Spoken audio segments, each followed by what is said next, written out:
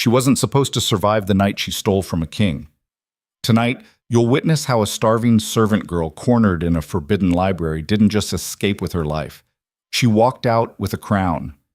This is the story of Leora Vale, the thief who threatened royalty and lived to rule beside him. Stay until the very end to discover the stunning moment when everything changed. And right now, drop a comment telling me what city you're watching from, and smash that like button if you believe courage can shatter kingdoms.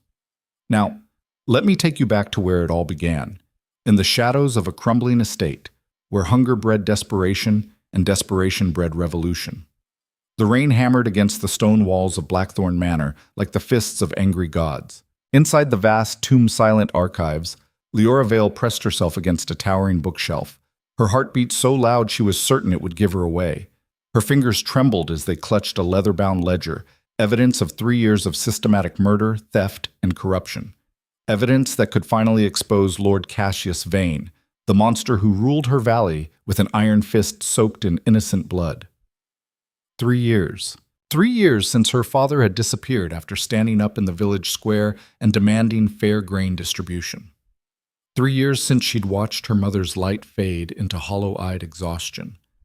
3 years since Leora had sold herself into servitude at this very manor, trading her freedom for the chance to keep her younger siblings alive. But tonight, everything would change. It had to. The archives stretched endlessly in every direction, shelves rising like ancient sentinels guarding secrets that could topple empires.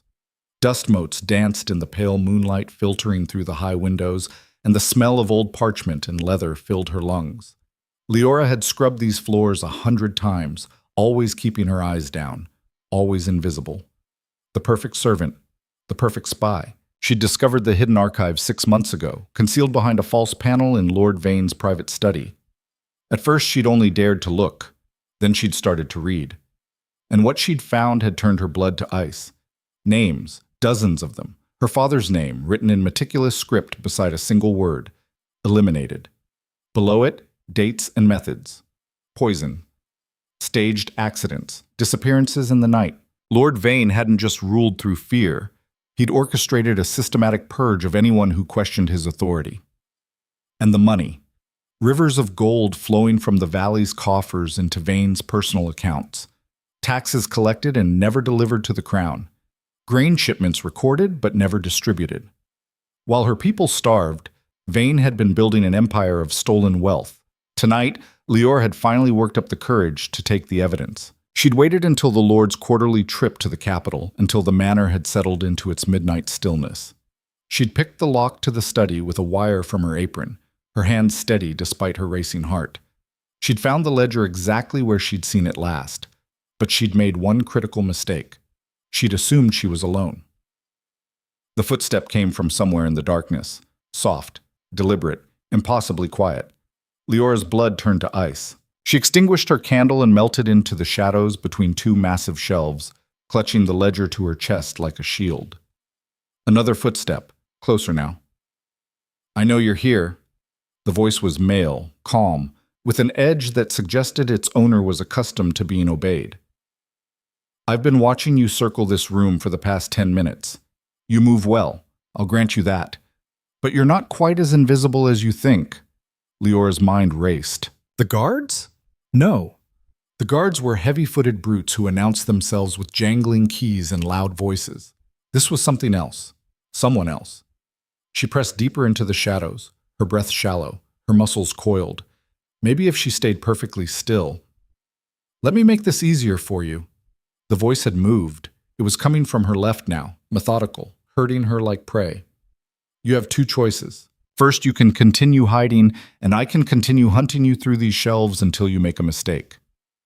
Given your current breathing pattern, I estimate you have perhaps 15 minutes before exhaustion overcomes caution." Leora's jaw clenched. Arrogant bastard. "Or," the voice continued, now somewhere behind her, somehow, impossibly, "you can step out, show me what you're stealing, and we can have a civilized conversation about whether you deserve to keep your hand or your life." The casual mention of mutilation should have terrified her. Instead, it ignited something fierce and reckless in her chest. She'd spent 3 years bowing and scraping, 3 years swallowing her rage, 3 years watching her people suffer. And now, on the night she'd finally found the courage to act, some palace dandy was going to lecture her about theft? No, not tonight. Leora stepped out from the shadows. The man stood 20 feet away, near the center table where moonlight pooled like liquid silver. He was tall and lean, dressed in dark clothing that seemed to drink in the light. His face was partially obscured by the angle, but she could see the sharp line of his jaw, the way he held himself with the coiled readiness of a predator. "There you are," he said softly. "That's better." "Is it?" Leora's voice came out steadier than she felt. She kept the ledger behind her back, her other hand finding the small knife she'd tucked into her belt. A pathetic weapon, but it was all she had. "You said I had 2 choices. You forgot the third." His head tilted slightly. "And what would that be?" "I leave. Right now. And you forget you ever saw me." To her surprise, he laughed, a low, genuine sound that seemed to fill the enormous space. "Bold. Foolish, but bold. Do you have any idea who I am?" "Should I?" "Most people in this kingdom would say yes." Leora shrugged, her heart hammering against her ribs. "I'm not most people. I'm a servant from a dying valley who's had enough of men who think their titles make them gods. So unless you plan to actually stop me, get out of my way."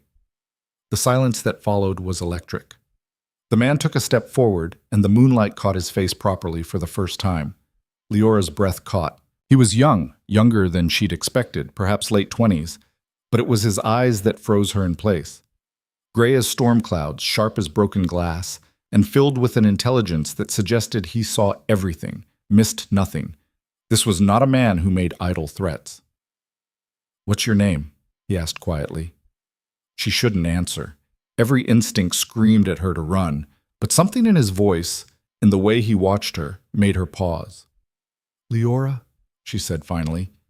"Leora Vale." "Leora Val," he repeated, as if testing the weight of it. "And what did Lord Vane do to you, Leora Vale, to make you risk execution for theft?" The question struck her like a physical blow. "How do you—" "The ledger behind your back is from Vane's private archives. I recognize the binding, so unless you're stealing it for fun, you have a reason. A personal one, I'd wager, given the way you're gripping it like it's the only thing keeping you standing." Tears burned behind Leora's eyes, but she refused to let them fall. "He killed my father, and dozens of others. He's been stealing from the valley for years, letting people starve while he—" Her voice cracked. "That ledger has proof, names, dates, everything." "And you plan to do what with it exactly?" "Take it to the capital, to the king, make someone listen." "The king?" Something flickered across the man's face. Amusement? Sadness? She couldn't tell. "You think the king doesn't know what his lords do in the provinces?" "I think the king is either corrupt or a coward," Leora shot back, her fear transforming into fury. "And I don't care which. If he won't listen, I'll find someone who will. I'll post it in every town square between here and the coast. I'll make sure everyone knows what Vane has done." "That's a death sentence." "I'm already dead." The words came out flat, certain. "Everyone I love is dead or dying. I have 2 younger siblings who haven't had a full meal in 6 months. My mother coughs blood every morning. If I do nothing, we die slowly. If I do this—" She pulled the ledger out, held it up. "At least we die meaning something." The man stared at her for a long moment. Then he did something that shattered every assumption Leora had built about this encounter. He stepped back and gestured toward the door. "Go then." Leora blinked. "What?" "You want to leave? Leave. I won't stop you." "It had to be a trap." "Why?" "Because I want to see what you do next," he said simply. "You have evidence of treason and murder. You claim you'll take it to the king, so take it. Let's see if your courage extends beyond bold speeches in the dark." Leora's hands tightened on the ledger. This felt wrong. Men like this, powerful, dangerous men, didn't just let thieves walk away. They didn't offer freedom. Unless— "You want me to fail," she said slowly. "You want to watch me walk into the capital and get arrested. You're one of Vane's people." "Am I?" His expression gave nothing away. "You have to be. No one else would be in his private archives at midnight. You're probably here to move evidence, to cover his tracks before someone—" She stopped. before he gets back from the capital." The man smiled, and it was like watching winter settle over a landscape. "You're clever, I like that. But you're wrong about one thing." "What's that?" "I'm not here to help Vane." He took another step forward, and this time Leora noticed something she'd missed before. A ring on his right hand, heavy gold with a seal she couldn't make out in the darkness. "I'm here to bury him. The question is whether you're brave enough to help me do it." The world seemed to tilt. "What are you talking about?" "That ledger you're holding? It's damning, I'll grant you, but it's not enough. Vane is meticulous. He has copies, contingencies, powerful friends who will bury any investigation before it begins. If you take that to the capital alone, you'll be dead before you reach the city gates." "Then what do you suggest?" Leora's voice dripped with skepticism. "I suggest," the man said softly, "that instead of running to the capital, you let me take you there. Tonight. Right now. Directly to the one person who can actually use that evidence to destroy Vane and everyone like him." "And who would that be?" "Someone who's been searching for proof of corruption in his own kingdom for 3 very long years." The man extended his hand. "Someone who would be very, very interested in meeting the brave fool who just stole the key to burning down an empire of lies." Leora stared at the offered hand. This was insane. She didn't know this man. She didn't trust him. For all she knew, this was an elaborate game, a way to lure her into an even worse trap. But something in his eyes, that strange, fierce intensity, made her hesitate. "If I go with you," she said slowly, "and this is a trap, I'll make sure we both burn. I'll scream your involvement from the gallows. I'll make certain everyone knows you were here tonight." "Fair enough. I mean it. I have nothing left to lose. That makes me dangerous." "I'm counting on it." His hand remained steady, extended in the space between them like a bridge over an abyss. "So what will it be, Leora Vale? Will you trust a stranger in the dark? Or will you run alone and hope the shadows hide you long enough to matter?" The rain continued its relentless assault on the windows. Somewhere in the manor, a clock began to chime midnight. 12 heavy bells that seemed to echo the pounding of Leora's heart. Her father's voice came back to her, a memory from before everything fell apart. "Courage isn't the absence of fear, little bird. It's deciding that something matters more than being afraid." Leora looked at the ledger in her hands, at the names of the dead, at her father's name, inked forever in the record of Vane's crimes. Then she looked at the stranger's outstretched hand, and she took it. His grip was warm, firm, and absolutely certain. The moment their skin touched, Leora felt a current run through her. Not attraction, not yet, but recognition. This man understood stakes. He understood risk. He understood what it meant to stand in the darkness and choose to fight. "Smart choice," he said, releasing her hand. "Now we need to move. Quickly. There are passages beneath the manor that lead directly to the royal stables. We'll be in the capital before dawn." "The royal stables?" Leora's stomach dropped. "Wait." But he was already moving, striding toward a section of wall that looked identical to every other section. He pressed something, a stone, a carved rose, and a panel swung open, revealing a narrow staircase descending into darkness. "How do you know about—" Leora started. "Questions later. Movement now." He glanced back at her, and in the moonlight, his expression was almost gentle. "I promise you'll get answers. All of them. But first, we need to get you out of here alive. Can you ride?" Yes, I used to before." "Good enough." He started down the stairs, then paused. "One more thing, Leora Vale. When we reach the palace, let me do the talking, at least at first.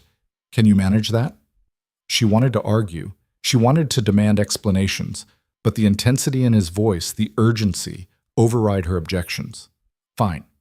But if this is a trick, he said quietly, then I'm the worst traitor the kingdom has ever seen, and you'll have front row seats to my execution right alongside yours." He smiled, but there was no humor in it. "Somehow, I don't think either of us plans to die tonight. Do you?" Leora thought of her siblings, her mother, her father's name in that damned ledger. She thought of 3 years of silence, 3 years of swallowing rage, 3 years of being invisible. "No," she said, straightening her shoulders. "I don't plan to die. I plan to win." "Then we're going to get along just fine." He descended the first few steps, then called back up to her. "Coming."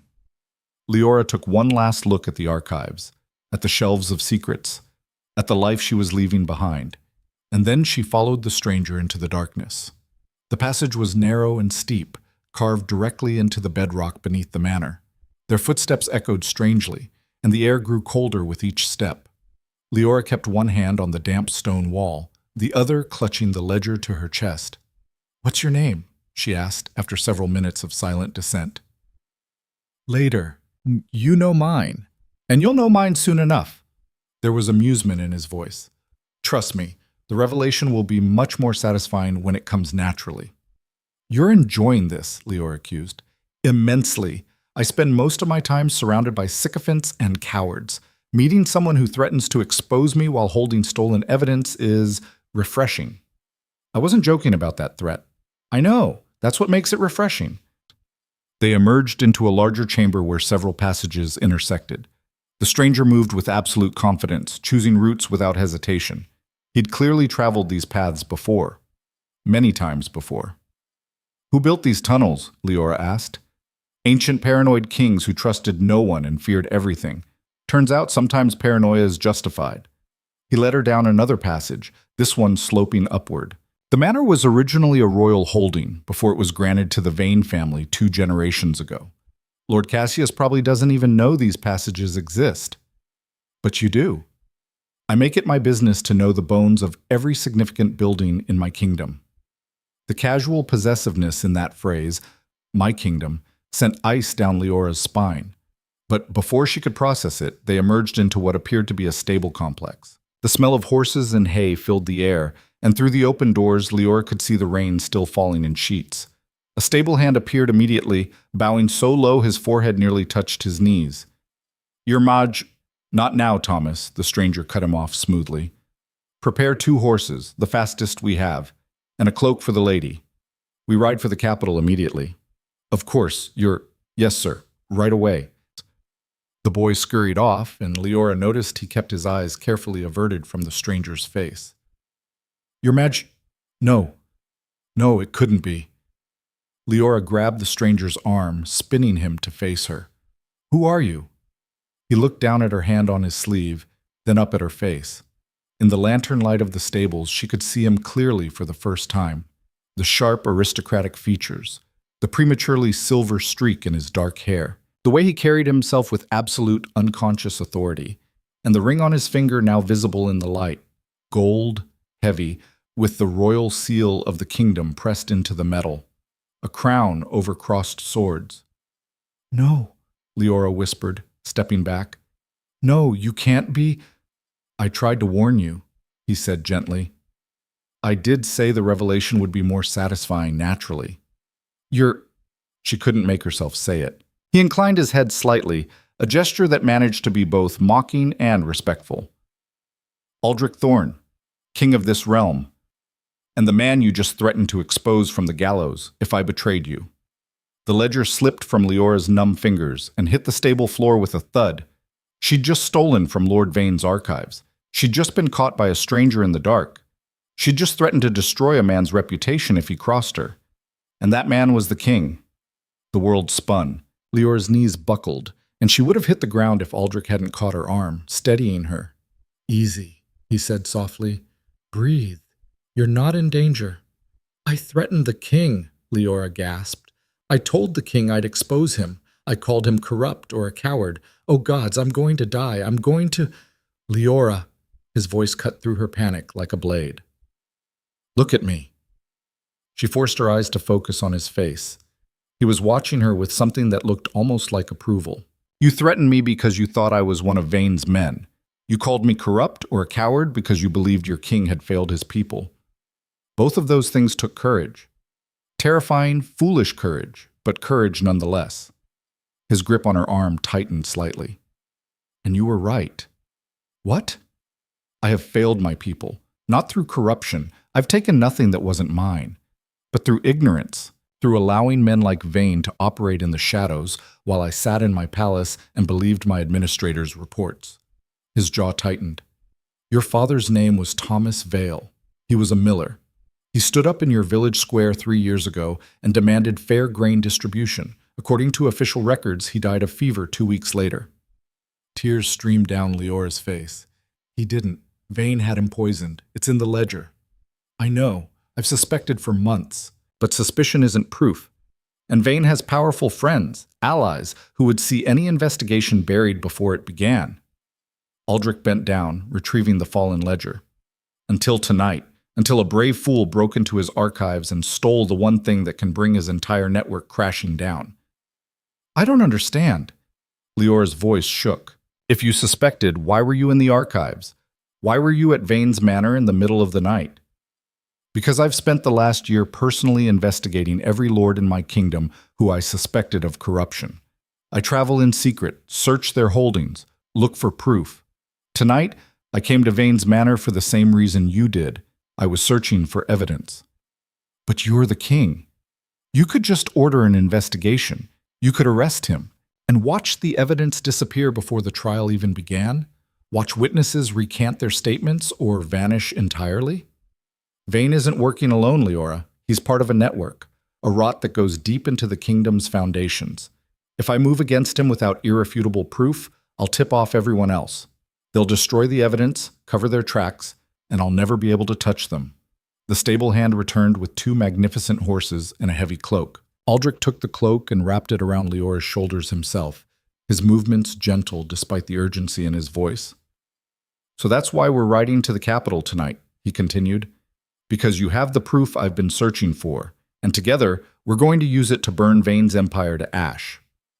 Leora stared at him, at this king who prowled through the night hunting corruption, who'd spent a year searching for the truth she'd found in one desperate night. Why should I trust you? You shouldn't, Aldrich said bluntly. You should be terrified. You should assume I'm lying, that this is all an elaborate trap. You should run and never look back. Then why aren't I? He smiled, and for the first time it reached his eyes. Because you're brave enough to bet everything on a stranger's word. And because deep down you know I'm telling the truth. You can feel it. And God's help her, she could. This man, this king, wasn't lying. He was a predator, yes. Dangerous, absolutely. But he was hunting the same monsters she was. If we do this, Leora said slowly, if I help you take down Vane, what happens to my family? My siblings? They're still in the valley, still under his control. The moment we present this evidence to my council, I'll send riders to your valley. Your family will be brought to the capital under royal protection. I give you my word. The word of a king? The word of a man who understands what it means to lose people you love. Something dark and painful flickered across Aldrich's face. I won't let Vane touch them. Not now. Not ever. Leora looked at the horses, at the rain beyond the stable doors, at the ledger now tucked safely under Aldrich's arm. She thought of her father, her mother, her siblings. 3 years of suffering. And she thought of this strange, fierce king who'd offered her a chance at justice. All right, she said, I'll ride with you. I'll help you destroy Vane, but I have one condition. Name it. When this is over, when he's arrested and tried and punished, I want to be there. I want to look him in the eye when he realizes everything he built is gone. I want him to know it was the servant girl who brought him down. Aldrich's smile turned sharp as a knife's edge. Done. Now let's ride. We have a kingdom to save and a lord to destroy. And I have a feeling you and I are going to burn down more than just Vane's empire before this is through. He mounted his horse in one fluid motion, then extended his hand to help her up. Leora took it, pulling herself onto her own mount. The horse shifted beneath her, powerful and ready. One more thing, Aldrich called over the sound of rain. When we get to the palace, people are going to ask who you are. What should I tell them? Leora gathered her reins, her heart pounding with fear and exhilaration and the strange, wild hope that maybe, just maybe, she was about to change everything. Tell them, she said, I'm the girl who refused to stay invisible. And then they rode into the storm, a king and a servant, carrying between them the evidence that would shake a kingdom to its foundations. The night swallowed them whole, rain hammering against their cloaks, thunder rolling across the valley like the drums of war. Behind them, Blackthorn Manor stood silent and dark, its secrets finally stolen away. Ahead, the capital waited, and with it, the reckoning that would transform a serving girl into something no one could have predicted. But that transformation wouldn't come easily. First, there would be politics, betrayal, attempts on her life, and the slow, dangerous realization that the man riding beside her wasn't just a king hunting corruption.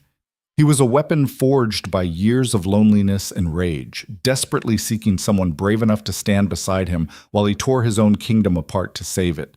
And Lyora Vale, who'd spent 3 years learning to be invisible, was about to discover that sometimes the most dangerous thing you can do is let yourself be seen. The palace rose from the capital's heart like a monument to power, all white stone and soaring towers that pierced the pre-dawn sky. Lyora had imagined it 1,000 times during her years of servitude, but nothing had prepared her for the reality. The sheer scale of it made her feel impossibly small, a sparrow flying into the jaws of a dragon. They'd ridden through the night without stopping, trading exhausted horses twice at royal waypoints where guards materialized from the darkness, bowed to Aldrich, and asked no questions. Now, as the first hints of gray touched the eastern horizon, they thundered through gates that swung open at their approach. Lyora's legs trembled as she dismounted. Every muscle screamed from hours in the saddle, and her fingers were stiff from clutching the reins through the rain. Aldrich moved beside her with infuriating ease, handing off his mount to a waiting groom. "This way," he said quietly, gesturing toward a side entrance half hidden by climbing roses. "The main halls will be crawling with courtiers in an hour. We need to move before that happens." "Why?" Lyora forced her exhausted body to follow him up a narrow stone staircase. "You're the king. Can't you just order them to—" "The palace has more eyes and ears than you can imagine. Half of them belong to people who'd happily see this evidence destroyed." Aldrich's voice was grim as he led her through a maze of corridors. "Vane isn't the only corruption in this kingdom. He's just the piece I'm ready to cut out.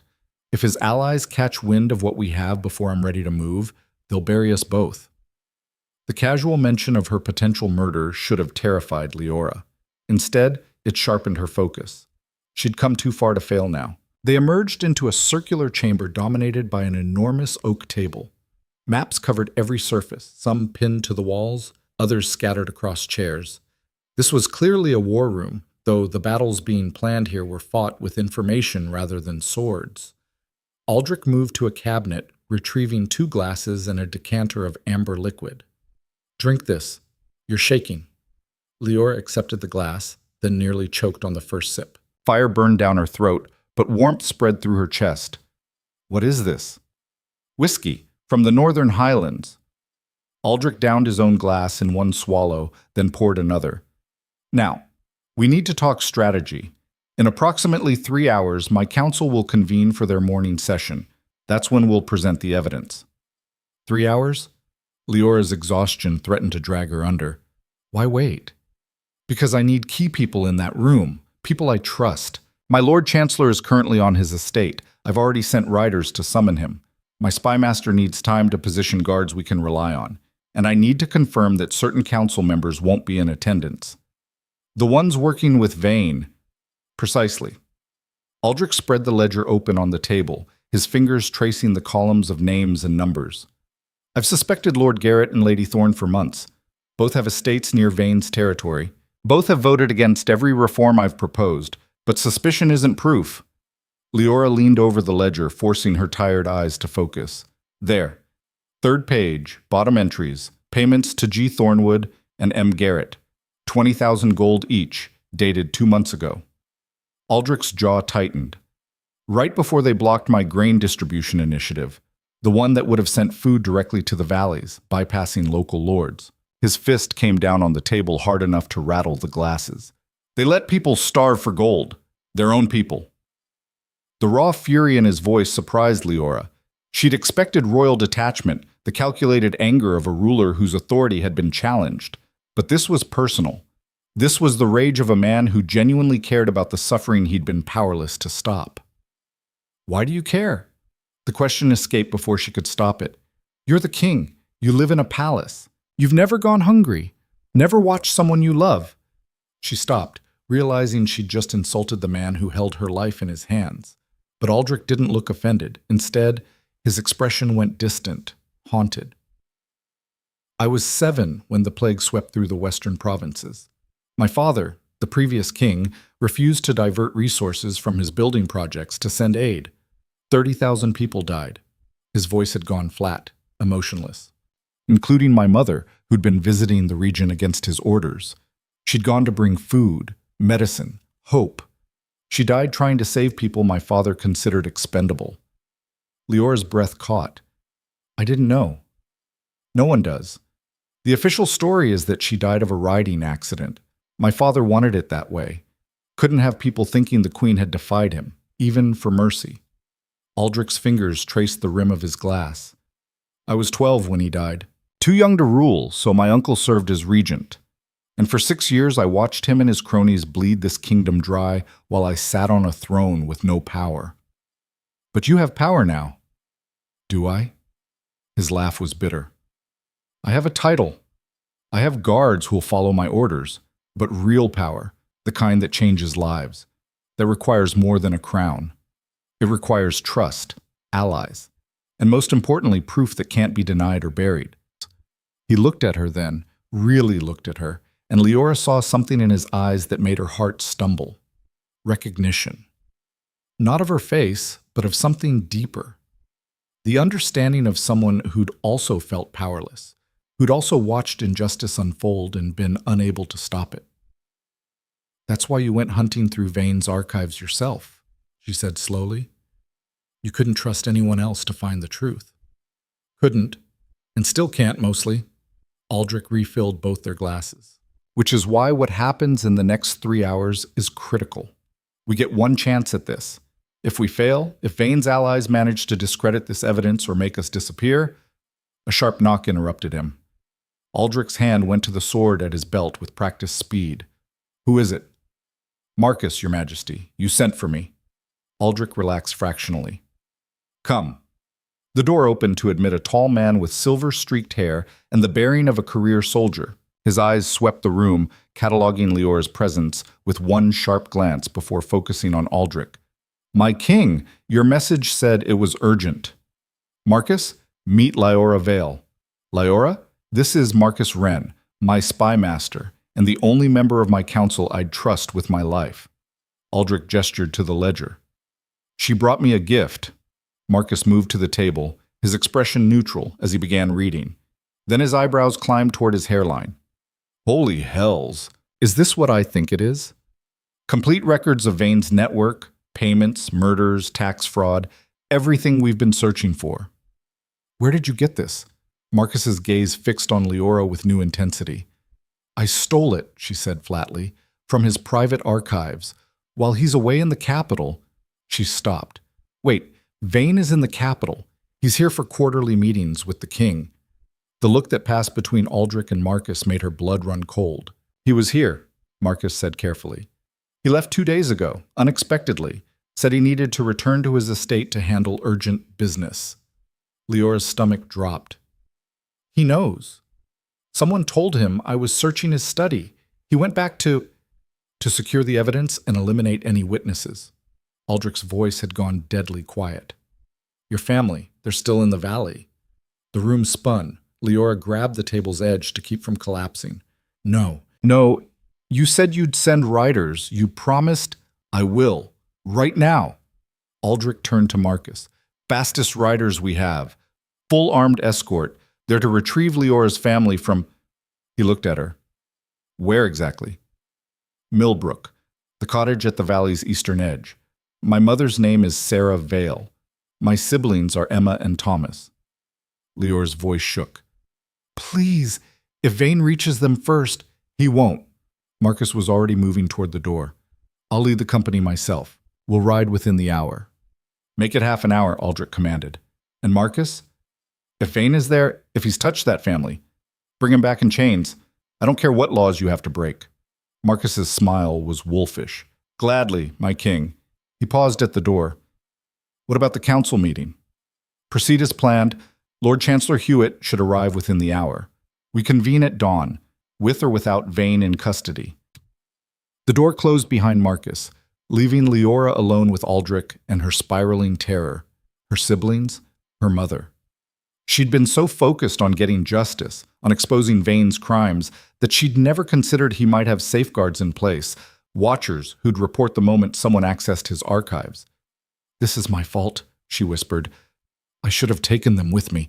I should have—" "You did what you had to do." Aldrich's hand closed around her shoulder, firm and grounding. "And Marcus is the best rider in the kingdom. If anyone can reach them in time, it's him." "But you don't know that. You can't promise—" "No, I can't." His honesty was brutal, but somehow better than false comfort. "But I can promise that if Vane has hurt them, I will personally ensure he suffers for every moment of their pain. That's not mercy. It's not justice. It's a vow." Leora looked up at him, at this king who'd spent years hunting corruption through the night, and saw the truth in his eyes. He meant it. Every word. "Why are you doing this?" she asked. "Really? You could have let me walk away in the archives, could have taken the ledger and left me behind. Why bring me here? Why help me?" Aldrich was quiet for a long moment. "Because you remind me of her. My mother. The way you talk about your family, the way you risked everything for justice, that's what she would have done." His voice roughened. "And because I'm tired of being surrounded by people who bow and scrape and tell me what they think I want to hear, you threaten to expose me from the gallows. That's the most honest conversation I've had in years." Despite everything, Leora almost smiled. "You have very strange standards for good conversation." "I have very strange standards for most things." He released her shoulder, moving to the window where the sky was slowly brightening. "Which is why the council is going to lose their minds when they see you." "What do you mean?" "I mean you're a commoner, a servant, and I'm about to bring you into the highest chamber of government and give your testimony the same weight as any lord's." Aldrich's reflection in the glass looked grim. "They're going to question your credibility, your motives. Some of them will try to paint you as a liar or opportunist. And I can't protect you from all of it without undermining the very authority we need to make this work." Leora's hands clenched into fists. "Then what do you want me to do?" "Stand your ground. Tell the truth. Don't let them intimidate you." He turned to face her. "You survived 3 years in Vane's household. You stole evidence from under his nose. You threatened a king in the dark. You're stronger than any of them. Make them see it." A different knock echoed through the chamber, sharper, more authoritative. Aldrich's expression shifted into something colder, more regal. "Enter." An older man swept in, his robes marked with the Chancellor's seal. He took one look at Leora and stopped short. "Your Majesty, I received your summons. What's so urgent that—" His gaze fell on the ledger. "What is that?" "Evidence, Lord Chancellor, the kind we've been searching for." Aldrich gestured Leora forward. "This is Leora Vale. She's the reason we're convening early, and she's going to help us burn down the rot in this kingdom." Chancellor Hewitt's eyes narrowed. "A commoner? You're basing a treason charge on testimony from a witness with documented proof." Aldrich cut him off smoothly. "Would you like to examine the ledger, or would you prefer to continue insulting the woman who risked her life to bring it here?" The rebuke landed like a slap. Hewitt's mouth thinned, but he moved to the table. As he began reading, his face went from skeptical to shocked to coldly furious. "These names," he breathed. "If this is accurate, we're looking at conspiracy on a scale I never imagined. Half the western provinces are under the control of lords who've been stealing from the crown and murdering dissenters for years." "Yes." Aldrich's voice was ice, "which is why this council meeting cannot be delayed or compromised. I need you to ensure that only loyalists attend. Anyone with ties to Vane stays out. That will raise questions. Let it. I'm done playing politics while people starve." Aldrich's hand came down on the table beside the ledger. "We move now, decisively, or we lose our chance. Are you with me?" Hewitt looked at him for a long moment. Then he straightened, and something fierce entered his expression. "Always, my king. What do you need?" The next 2 hours blurred into frantic preparation. Riders departed for Millbrook. Messages were sent to trusted council members.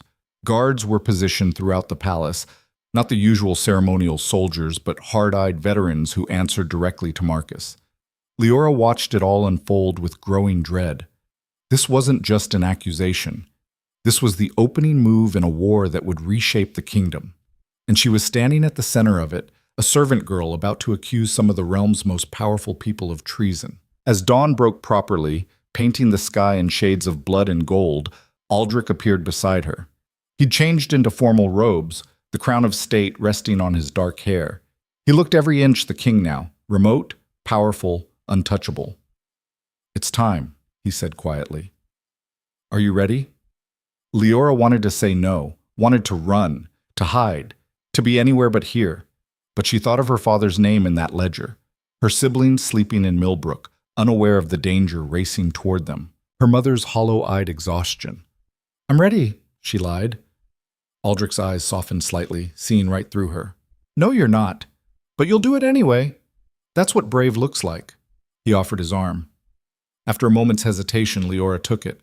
Together they walked through corridors that grew progressively grander, the walls lined with portraits of dead kings who seemed to watch their procession with cold judgment. The council chamber was a massive circular room with a domed ceiling painted to resemble the night sky. A round table dominated the center, a symbol that all who sat there were supposedly equals. Leora knew better. The men and women already seated looked at her with expressions ranging from curiosity to thinly veiled contempt. "Your Majesty," one of them began, rising. "We were told this was an emergency session, but no agenda was—" "The agenda is treason," Aldrich said flatly, moving to his seat at the table's head. "Sit down, Lord Pembroke. All of you." The temperature in the room seemed to drop 10 degrees. Leora remained standing beside Aldrich's chair, acutely aware of every stare, every whisper. A woman with steel gray hair and ice-chip eyes leaned forward. "Treason is a serious accusation, Your Majesty. I hope you have evidence to support such a claim." "I do, Lady Cordelia. Extensive evidence, documented over 3 years by Lord Cassius Vane himself." Aldrich gestured to Chancellor Hewitt, who placed the ledger in the table's center. "This contains proof of systematic murder, tax fraud, and conspiracy to defraud the crown. Names, dates, payments, everything."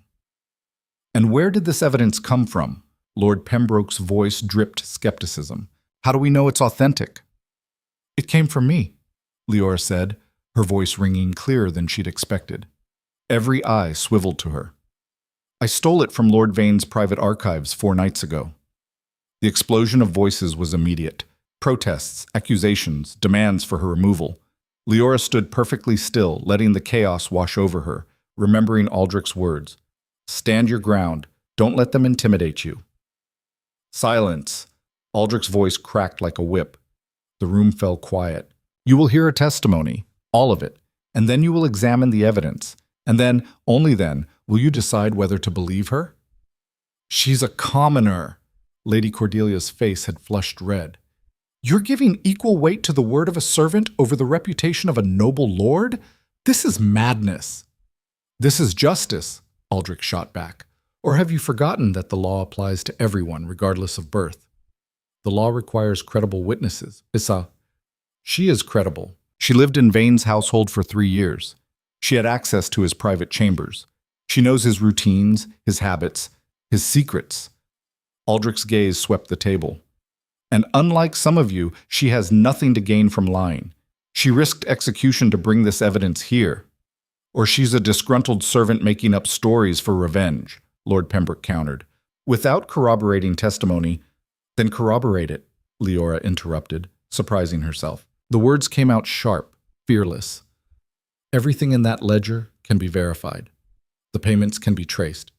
The murders can be investigated. The tax records can be audited." She stepped closer to the table. "I'm not asking you to take my word for it.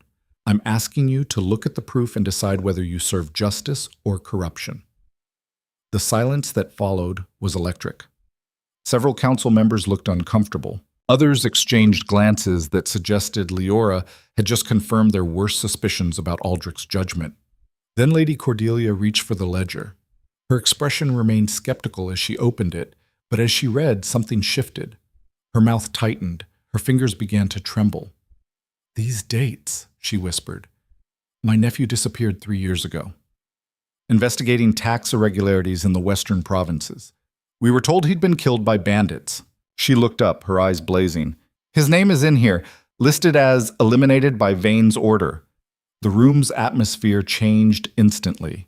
Other council members leaned forward, reaching for the ledger, passing pages between them.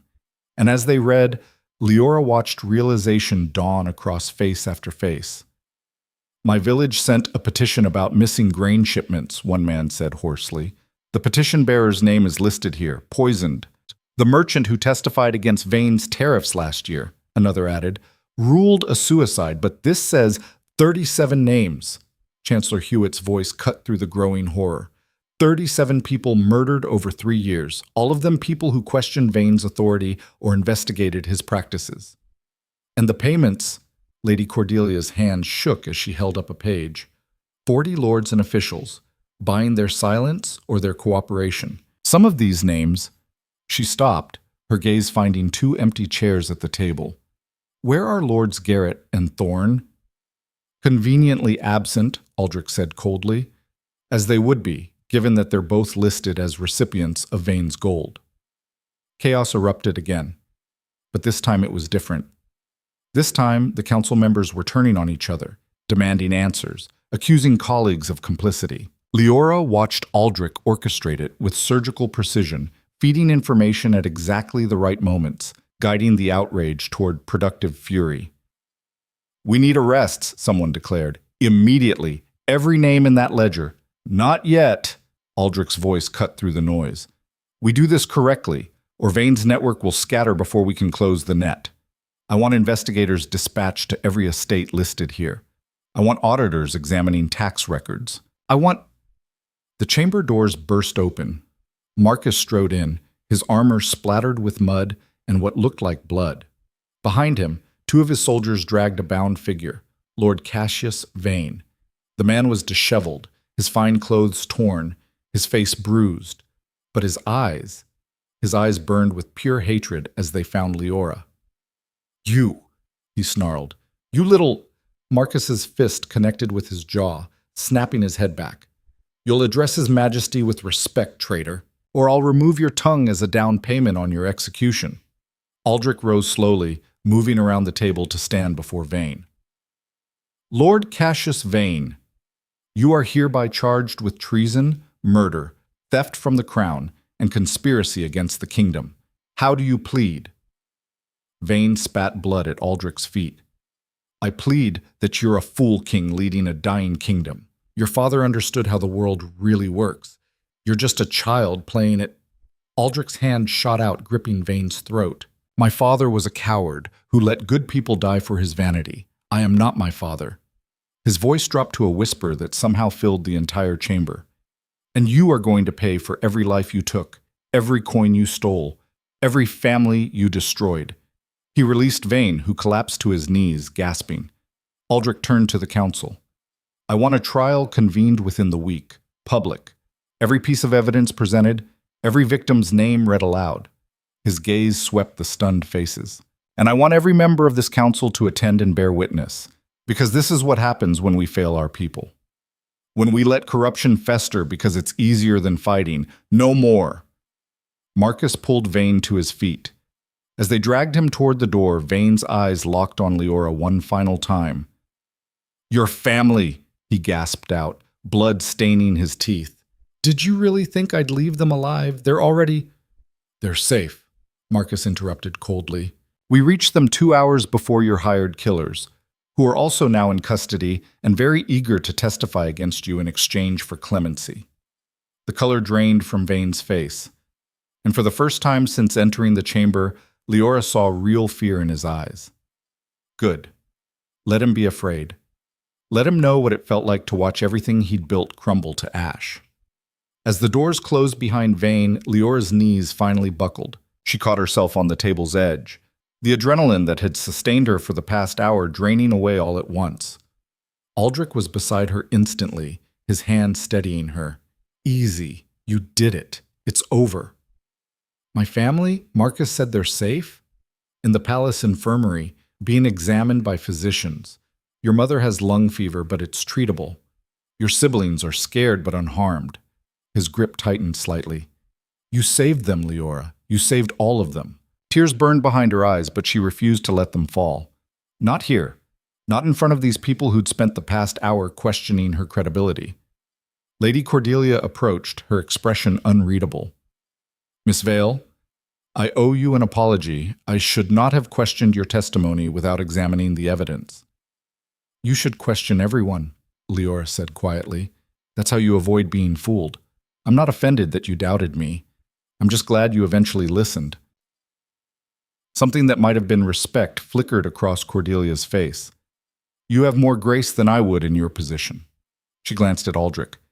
Your Majesty, if I may suggest, this young woman should be compensated for her service to the crown. A title, perhaps. Land. Something to acknowledge. No! Leora's voice was firm. I don't want rewards. I want my family safe. I want my valley to receive the grain it's been denied for 3 years. I want the people Lord Vane hurt to receive justice. That's all. The council chamber had gone silent again, but this time the quality of the silence was different. Leora could feel something shifting, some fundamental reassessment happening behind their calculating eyes.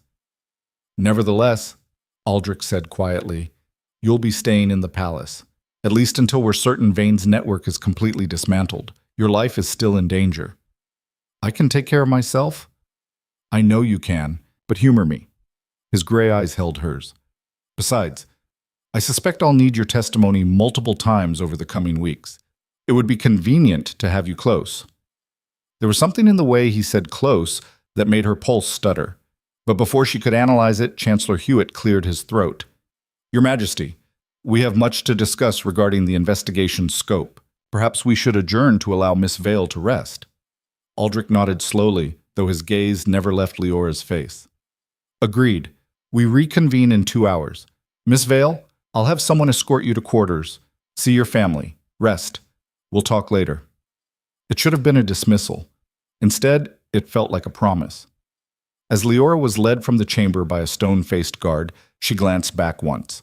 Aldrich stood at the council table's head, already deep in conversation with his advisors. But just before the door closed, his eyes found hers across the crowded room. And in that moment, Leora realized something terrifying. She'd come to the palace seeking justice for her father. She'd found it. Vane was in chains. His network was being dismantled. Her family was safe. But she'd also found something else, something she hadn't been looking for and definitely didn't want. She'd found a king who looked at her like she mattered, like she was more than just a witness or a source of evidence, like she was someone worth protecting for reasons that had nothing to do with politics or testimony. And that was far more dangerous than any conspiracy. The realization should have sent Leora running. Instead, she found herself walking through gilded corridors toward the infirmary, her heart a war drum beating against her ribs. The guard ahead of her moved with mechanical precision, his silence somehow louder than conversation would have been. Every servant they passed stopped to stare, their whispers following her like ghosts. The servant girl who threatened a king, the commoner in the council chamber, the thief who brought down a lord. She'd wanted to be seen. Now she couldn't hide if she tried. The infirmary occupied an entire wing of the palace, its high windows flooding the space with morning light. The smell of herbs and clean linen washed over Leora as she entered, and then she heard it, her sister's laugh, bright and clear and alive. "Emma!" Leora's voice cracked as she ran toward the sound. Her sister looked up from the bed where she'd been sitting, and her face transformed. "Leora!" Emma launched herself forward, nearly knocking Leora over with the force of her embrace. At 14, she was all gangly limbs and wild hair, so thin Leora could count her ribs through her worn dress. "You're safe," Leora whispered into her sister's hair. "You're actually safe." The soldiers came in the middle of the night. Mother thought they were there to arrest us, but they said the king sent them. The king, Leora. They said you were with him. Emma pulled back, her eyes wide. "Is it true? Did you really steal from Lord Vane?" Later. "Where's Thomas? Where's Mother?" Emma pointed to a curtained section. "Mother's resting. The physician gave her something for the cough. Thomas won't leave her side." Leora pushed through the curtain to find her brother sitting vigil beside their mother's bed. At 12, Thomas had inherited their father's serious eyes and stubborn jaw. He looked up as Leora entered, and something fierce and protective flickered across his young face. "You should have taken us with you," he said quietly. "We could have helped. You helped by staying alive." Leora knelt beside him, gripping his shoulder, by being safe when Vane's men came looking. Her mother stirred, her eyes fluttering open. Sarah Vale had been beautiful once. Leora remembered that from childhood. Now she looked carved from wax, her skin translucent, her breathing labored. But when she saw Leora, something of the old fire returned to her gaze. "My brave girl," she whispered. "What have you done?" "What you taught me to do. I fought back." Sarah's hand found Leora's, her grip surprisingly strong. "Your father would be so proud, so angry that you risked yourself, but so proud." Her eyes drifted to the ornate ceiling, the fine linens. "The physician says I have lung fever, that it's advanced but treatable. They're giving me medicine that costs more than we'd earn in 10 years. The king's orders." "The king?" Sarah's laugh turned into a cough. When she recovered, her expression had turned calculating. "Emma says you came here with him, that you rode through the night together." "Mother, be careful, Leora. Powerful men are dangerous even when they mean well, especially when they mean well." Before Leora could respond, the curtain swept aside. A woman in the deep blue robes of a master physician entered, her silver hair pulled into a severe bun. "Miss Vale, I'm Physician Marin. I've been treating your mother. Will she recover?" "With rest, proper nutrition, and continued medication, yes. The damage to her lungs is significant, but not irreversible." Marin's gaze sharpened. "Though I must ask, why was she allowed to deteriorate to this point? This condition doesn't develop overnight." The accusation in her voice made Leora's hands clench. "Because we couldn't afford physicians. Because every coin we earned went to taxes. Because Lord Vane bled our valley dry while people like you lived in palaces and never asked why." Marin had the grace to look ashamed. "You're right, I apologize. That was thoughtless."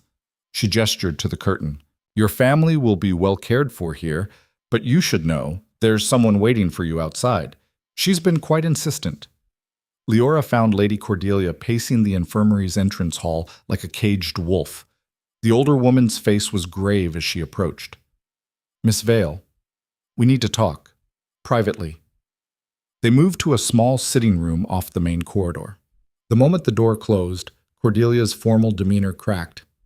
"You're in danger, serious danger, and not just from Vane's remaining allies." Leora's stomach dropped. "What do you mean?"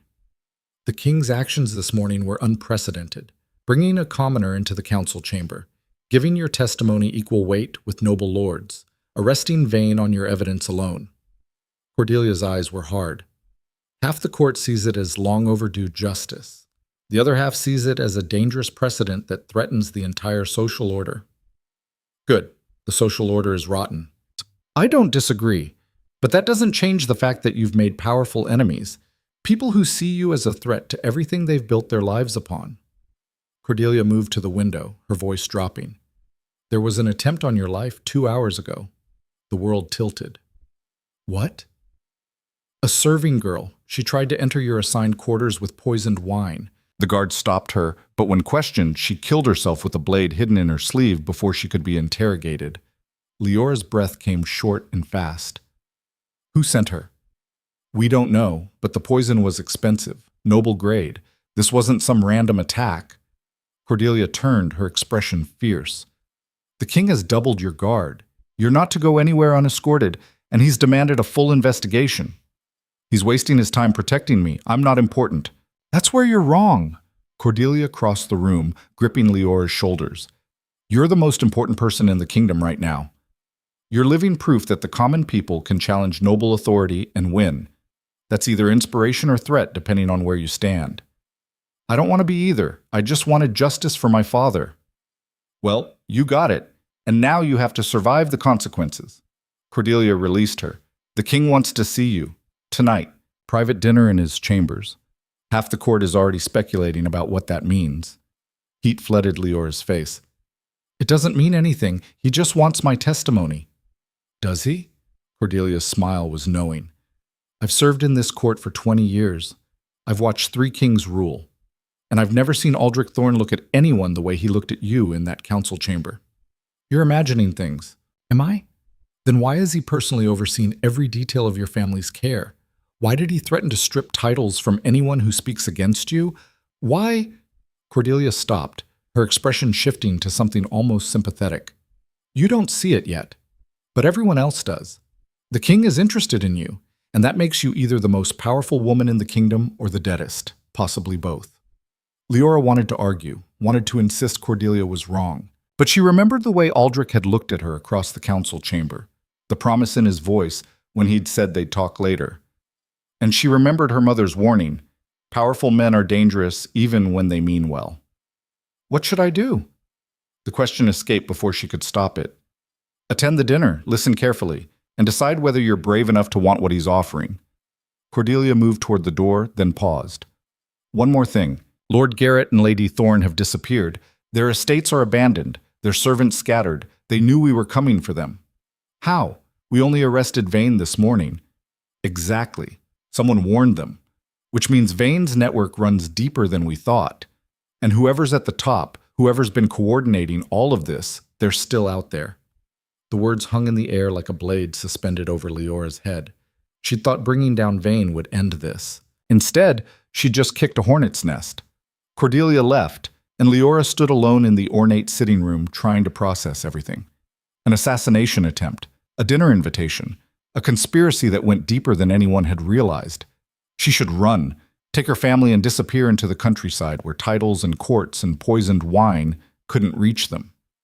But even as the thought formed, she knew she couldn't, because running meant letting whoever killed her father win. It meant abandoning Aldrich to fight alone against corruption that had infected the entire kingdom. And somehow, impossibly, she'd started to care whether he won or lost. The sun was setting when guards came to escort her to the king's private chambers. They moved through parts of the palace Leora had never seen. Corridors lined with paintings of stern-faced ancestors, rooms filled with artifacts from wars fought generations ago. Everything screamed power, history, weight. Aldrich's chambers were surprisingly spare. Books dominated every surface, maps covered the walls, and a fire burned in a massive hearth. He stood by the window when she entered, still wearing his formal robes, but with the crown discarded on a nearby table.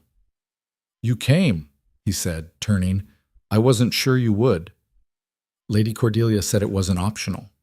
Nothing is ever truly optional in a palace, but I would have understood if you'd refused. He gestured to a table set with enough food to feed her family for a week. "Please, sit. You must be starving." Leora's stomach betrayed her with a loud growl. She couldn't remember the last time she'd eaten. Aldrich smiled, a genuine expression that transformed his usually severe face, and pulled out a chair for her. The food was exquisite. Roasted meat, fresh bread, vegetables. Leora hadn't tasted in years. She forced herself to eat slowly, aware of Aldrich watching her with an intensity that made her skin prickle. "Cordelia told you about the assassination attempt," he said finally. "Yes." "I'm sorry. I should have anticipated it. Should have had guards on you from the moment we arrived. It's not your fault someone tried to kill me. Isn't it? I brought you into this. I put you in that council chamber. I made you a target." His jaw tightened. "I'm trying to decide if I'm protecting you or just creating new ways for you to be hurt. I made my own choices. I stole that ledger. I threatened you in the archives. I chose this. Did you choose to become a symbol? To have half the kingdom see you as a hero and the other half see you as a threat that needs to be eliminated?" Aldrich's voice had gone rough. "Because that's what you are now, Leora. You can't go back to being invisible."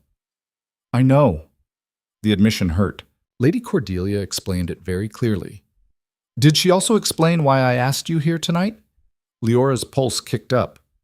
"To discuss the investigation. To plan testimony for the trial." "No." Aldrich rose, moving to the fire. "I asked you here because for the first time in years, I wanted to have dinner with someone who doesn't want anything from me, who isn't calculating angles or political advantage, who just—" He stopped, his shoulders tight. "Who just speaks the truth even when it's terrifying?"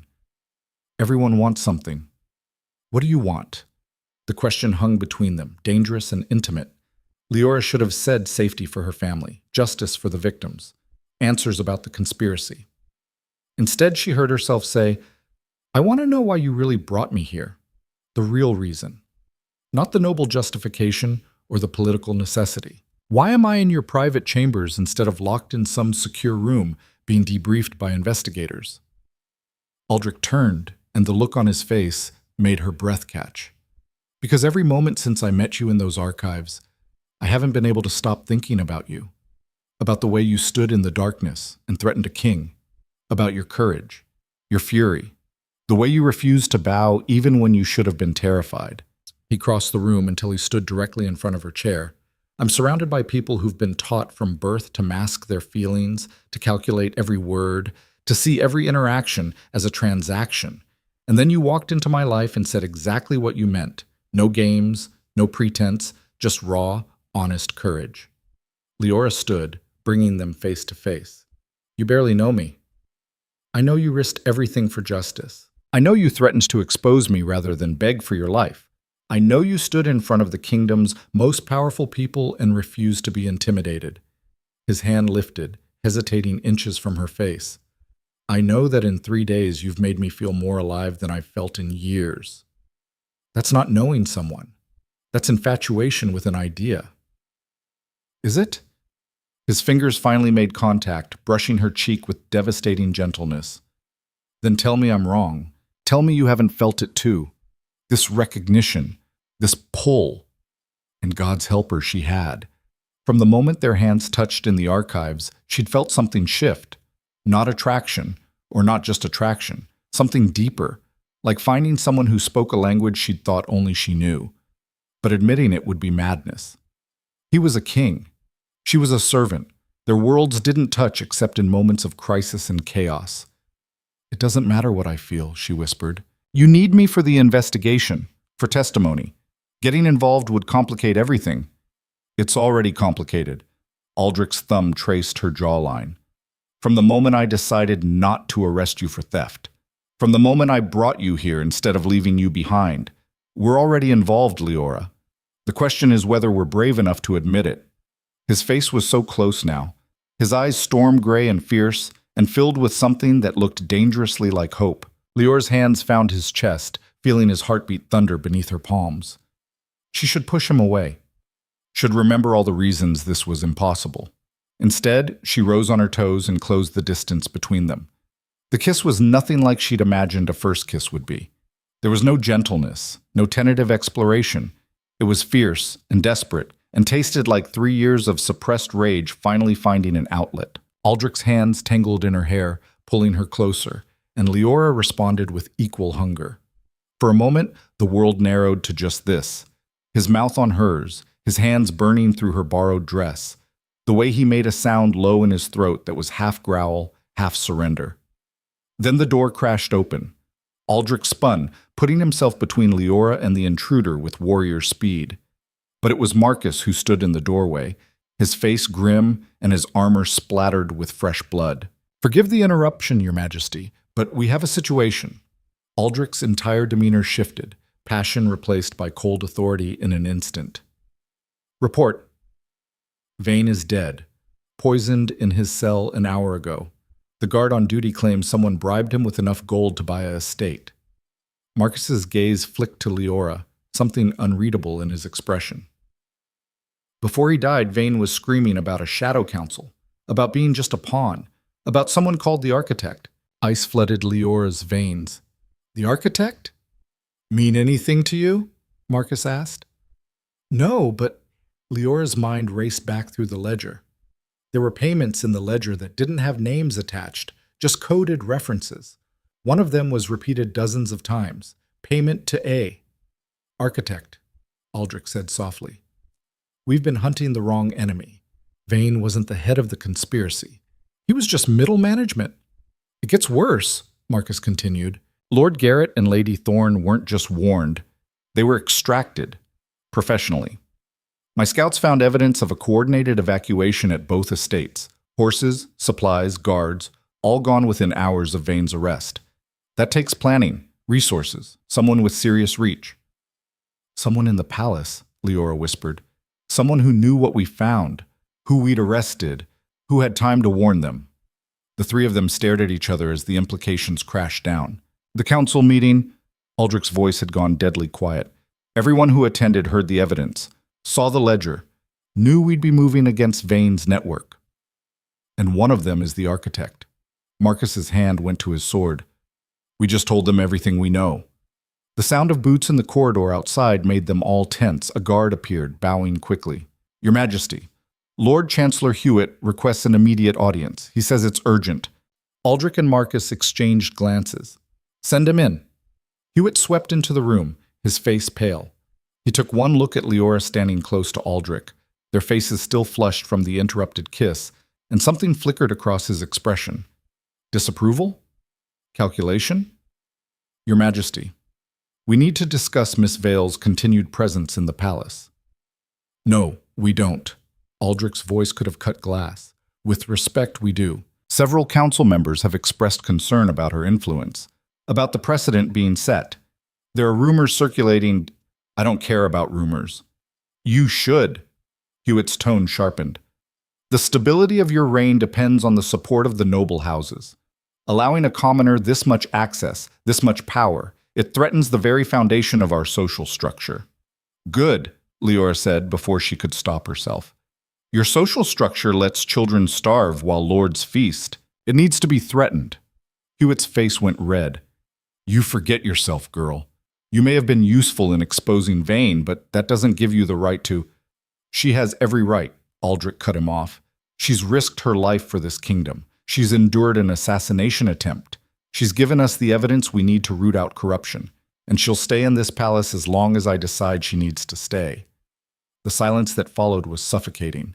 Hewitt's eyes moved between Aldrich and Leora, and understanding dawned across his face. I see, he said quietly. Your Majesty, might I speak with you privately? No. Anything you need to say can be said in front of Leora and Marcus. Very well. Hewitt straightened, his expression hardening. Then I must formally advise against any personal relationship between yourself and Miss Vale. The political ramifications would be catastrophic. The noble houses would see it as an insult, a king taking a commoner as... He stopped, seeming to reconsider his words. It would destabilize everything we've worked to build. Or it would prove that merit matters more than birth, Aldrich shot back. Idealism is admirable in theory, Your Majesty. But in practice, it gets kings killed. Hewitt's voice dropped. Your father's mistakes nearly destroyed this kingdom. Don't repeat them by letting passion override judgment. The blow landed. Leora saw it in the way Aldrich's jaw clenched, the way his hands curled into fists. Get out, he said quietly. Your Majesty, get out. Hewitt left, and the silence he left behind was toxic. Leora could feel Aldrich retreating, walls slamming into place between them. He's not wrong, Aldrich said finally. About the political consequences. About passion overriding judgment. Is that what you think this is? Just passion? I don't know what this is, I just know it's dangerous. He turned away from her, his shoulders tight. For both of us. So what, you're just going to pretend it didn't happen? That you didn't just... I'm going to focus on the investigation, on finding the architect before they can do more damage. His voice had gone cold, distant. You should rest.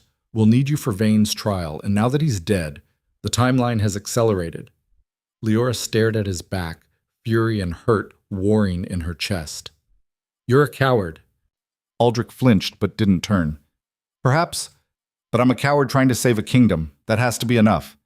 She wanted to scream at him, wanted to grab his shoulders and shake him until he looked at her again with that raw honesty she'd seen before Hewitt interrupted. Instead, she said, Fine. Dismiss me like a servant. It's what I am, after all.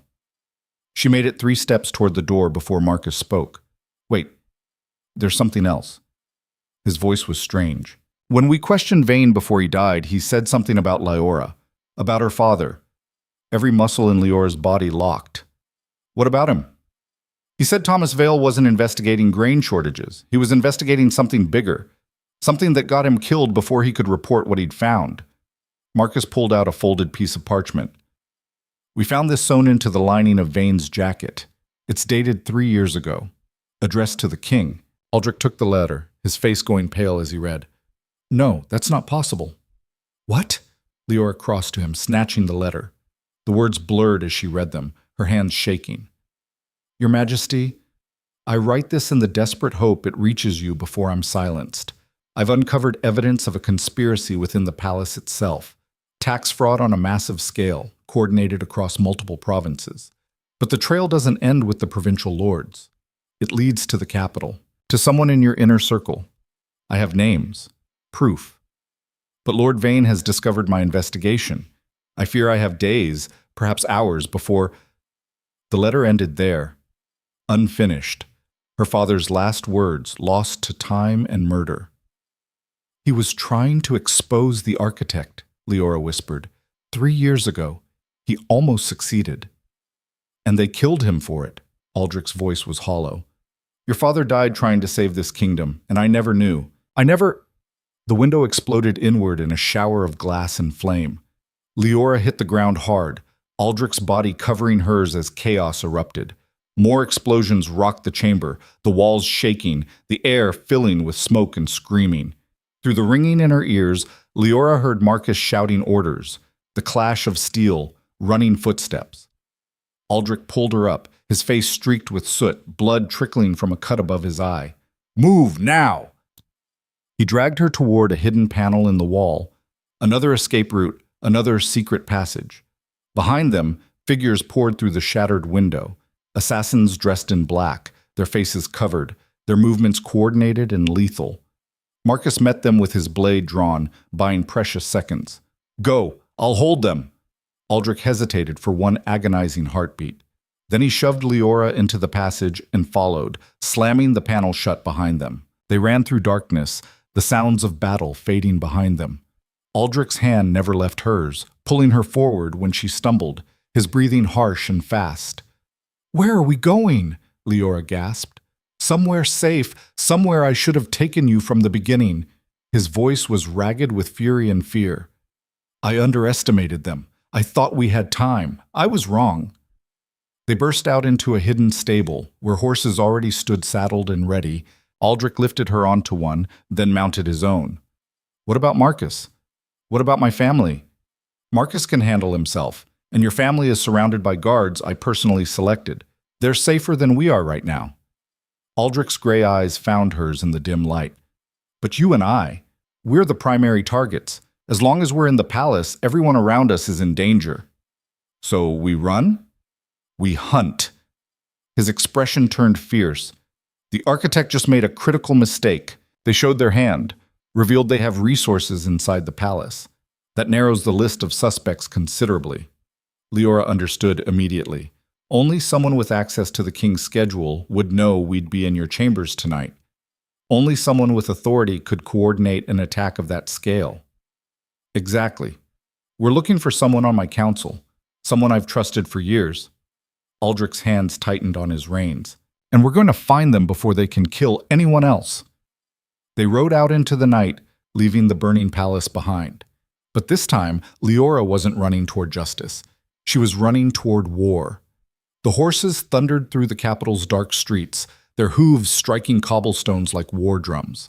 Leora's borrowed cloak whipped behind her as they wove through alleys she'd never seen, past shuttered shops and silent homes where honest people slept, unaware their king was fleeing assassins in the night. Aldrich led them to the city's eastern edge, where the wealthy districts gave way to merchant quarters. He pulled up before a nondescript building wedged between a spice trader and a blacksmith, both long closed for the night. Without explanation, he dismounted and hammered on the door with the pommel of his dagger. What is this place? Leora asked, scanning the empty street for followers. Somewhere the palace nobility would never think to look. The door cracked open, revealing a middle-aged woman with sharp eyes and graying hair. Her gaze swept from Aldrich's soot-stained face to Leora's torn dress, and her expression shifted from annoyance to alarm. Your Majesty, what's happened? Assassination attempt. Palace is compromised. I need your network, Mara. Every eye and ear you have. Aldrich's voice was clipped, urgent. And I need them now. Mara stepped back, pulling the door wide. Inside, quickly! They entered what appeared to be a modest merchant's home, but Mara led them past the common rooms to a basement concealed behind a false wine rack. The space below was anything but modest. Maps covered every wall, marked with pins and colored strings. A dozen people worked at tables scattered throughout the room, sorting papers, transcribing messages, their movements efficient and purposeful. "Welcome to the real intelligence apparatus of this kingdom," Aldrich said quietly. "Mara runs an information network that makes my official spies look like children playing at intrigue." Leora stared at the operation, her mind reeling. "How long has this been here?" 20 years, Mara answered, already moving to one of the maps. "Since before the current king's coronation. We started as a merchant protection guild, tracking theft and fraud. But we discovered that real power lies in knowing who's lying, who's stealing, and who's planning violence before it happens." She glanced at Aldrich. "His Majesty found us 5 years ago when we uncovered a plot against his life. We've been working together ever since." "Unofficially," Aldrich added, "the council doesn't know about Mara, neither do most of my guards. That's why we're safe here." A young man approached, bowing quickly. "Your Majesty, reports are coming in from the palace. 8 dead, including 3 of your personal guard. Lord Marcus is alive but injured. He's barricaded in the armory with loyalist soldiers." Relief and rage warred across Aldrich's face. "My council?" "Scattered. Some fled to their estates. Others have locked themselves in the inner palace. Lord Chancellor Hewitt is demanding an emergency session to discuss the attack, and—" The young man hesitated. "And what?" "And to question Miss Vale's presence in your private chambers when the attack occurred. There are rumors she may have been involved in coordinating it." Leora's blood turned to ice. "That's insane. I was nearly killed." "You're also a convenient scapegoat," Mara interrupted, her voice matter-of-fact. "A commoner who appears from nowhere, gains unprecedented access to the king, and then assassins attack? It's the perfect narrative for anyone wanting to discredit both of you." "Hewitt," Aldrich said softly, but the name carried the weight of a blade being drawn. "He was so insistent about the impropriety of our relationship, so concerned about political ramifications." "You think he's the architect?" Leora asked. "I think he's either the architect or working for them. Either way, he just made his move."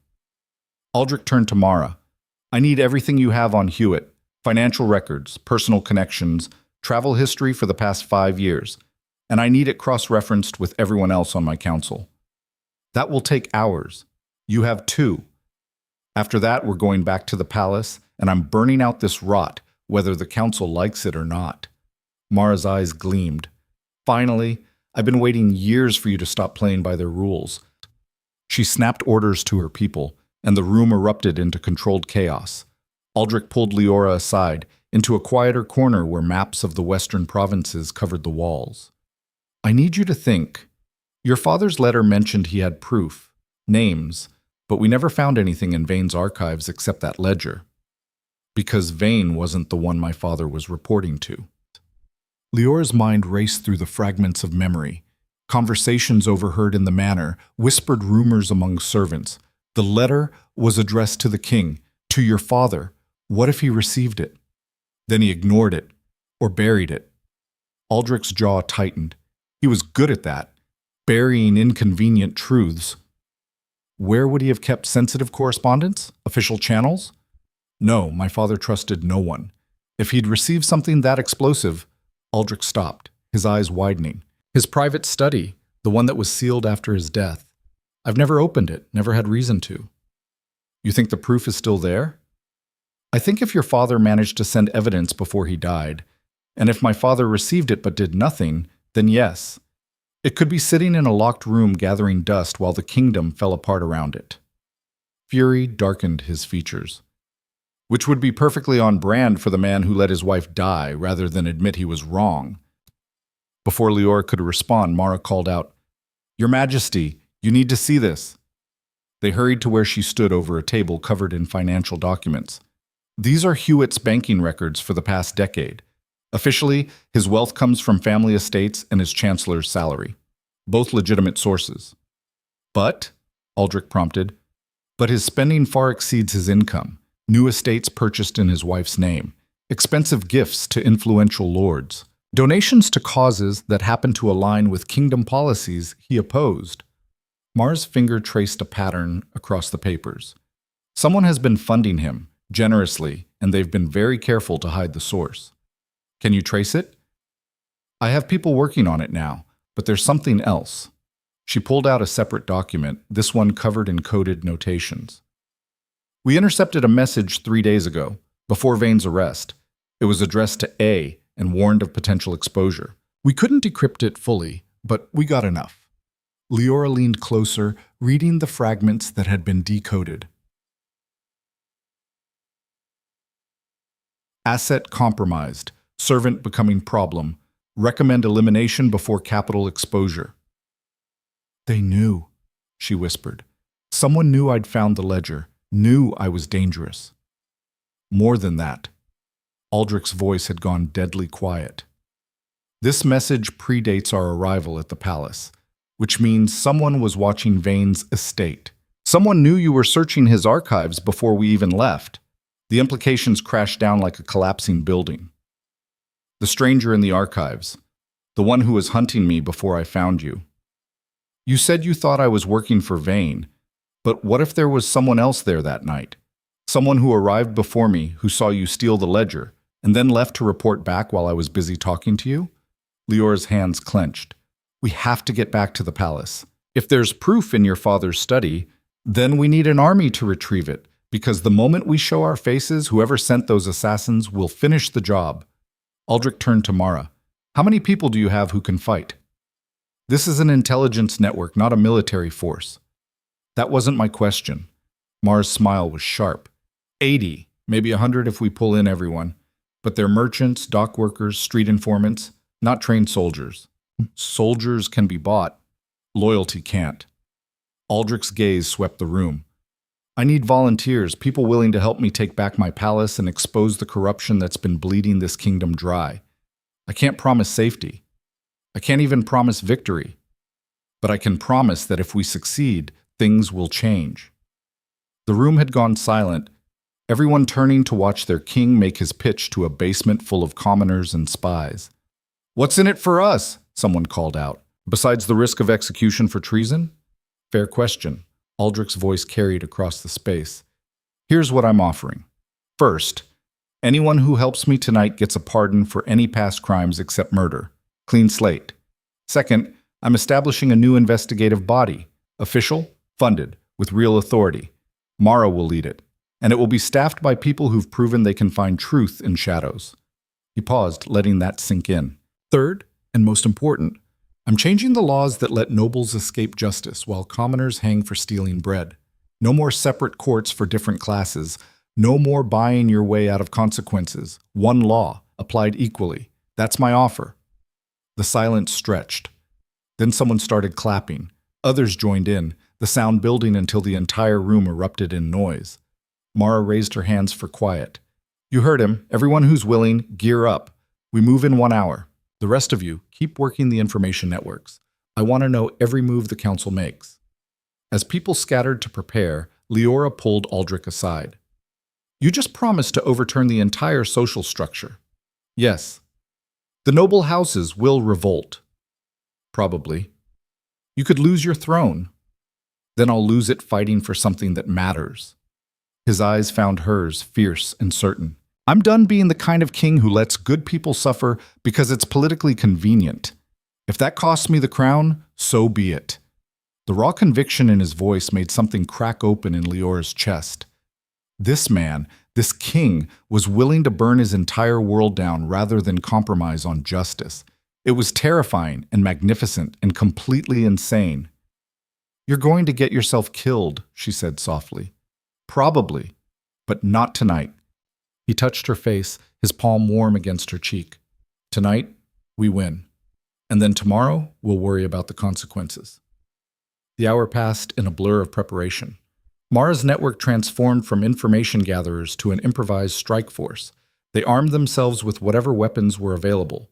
Swords, daggers, clubs, even cooking implements that could serve as weapons in desperate hands. Aldrich outlined the plan with military precision. 3 teams. 1 to create a distraction at the main gates, drawing guards away from the inner palace. 1 to secure the route to his father's study. And 1, led by Aldrich himself, to confront whoever was coordinating the conspiracy. You're not leaving me behind, Leora said when he tried to assign her to the safest team. You're the witness we need alive. I'm also the one who started this. I'm seeing it through. She met his gaze without flinching. Besides, you need me. I spent 3 years learning how servants move through that palace unnoticed. I know routes your guards don't. She's right, Mara interjected. And tactically, having her with you makes sense.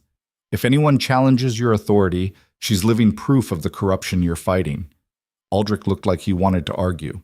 Instead, he handed Leora a dagger. Stay close, do exactly what I say, and if things go wrong, we improvise. Like we've been doing since the moment we met.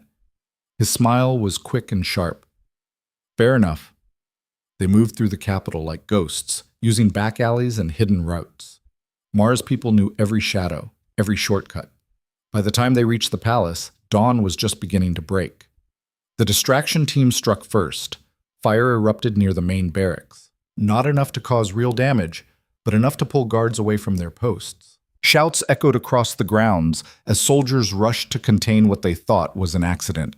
Aldrich's team slipped through a servant's entrance, Leora leading them along routes she'd learned during her brief time in the palace.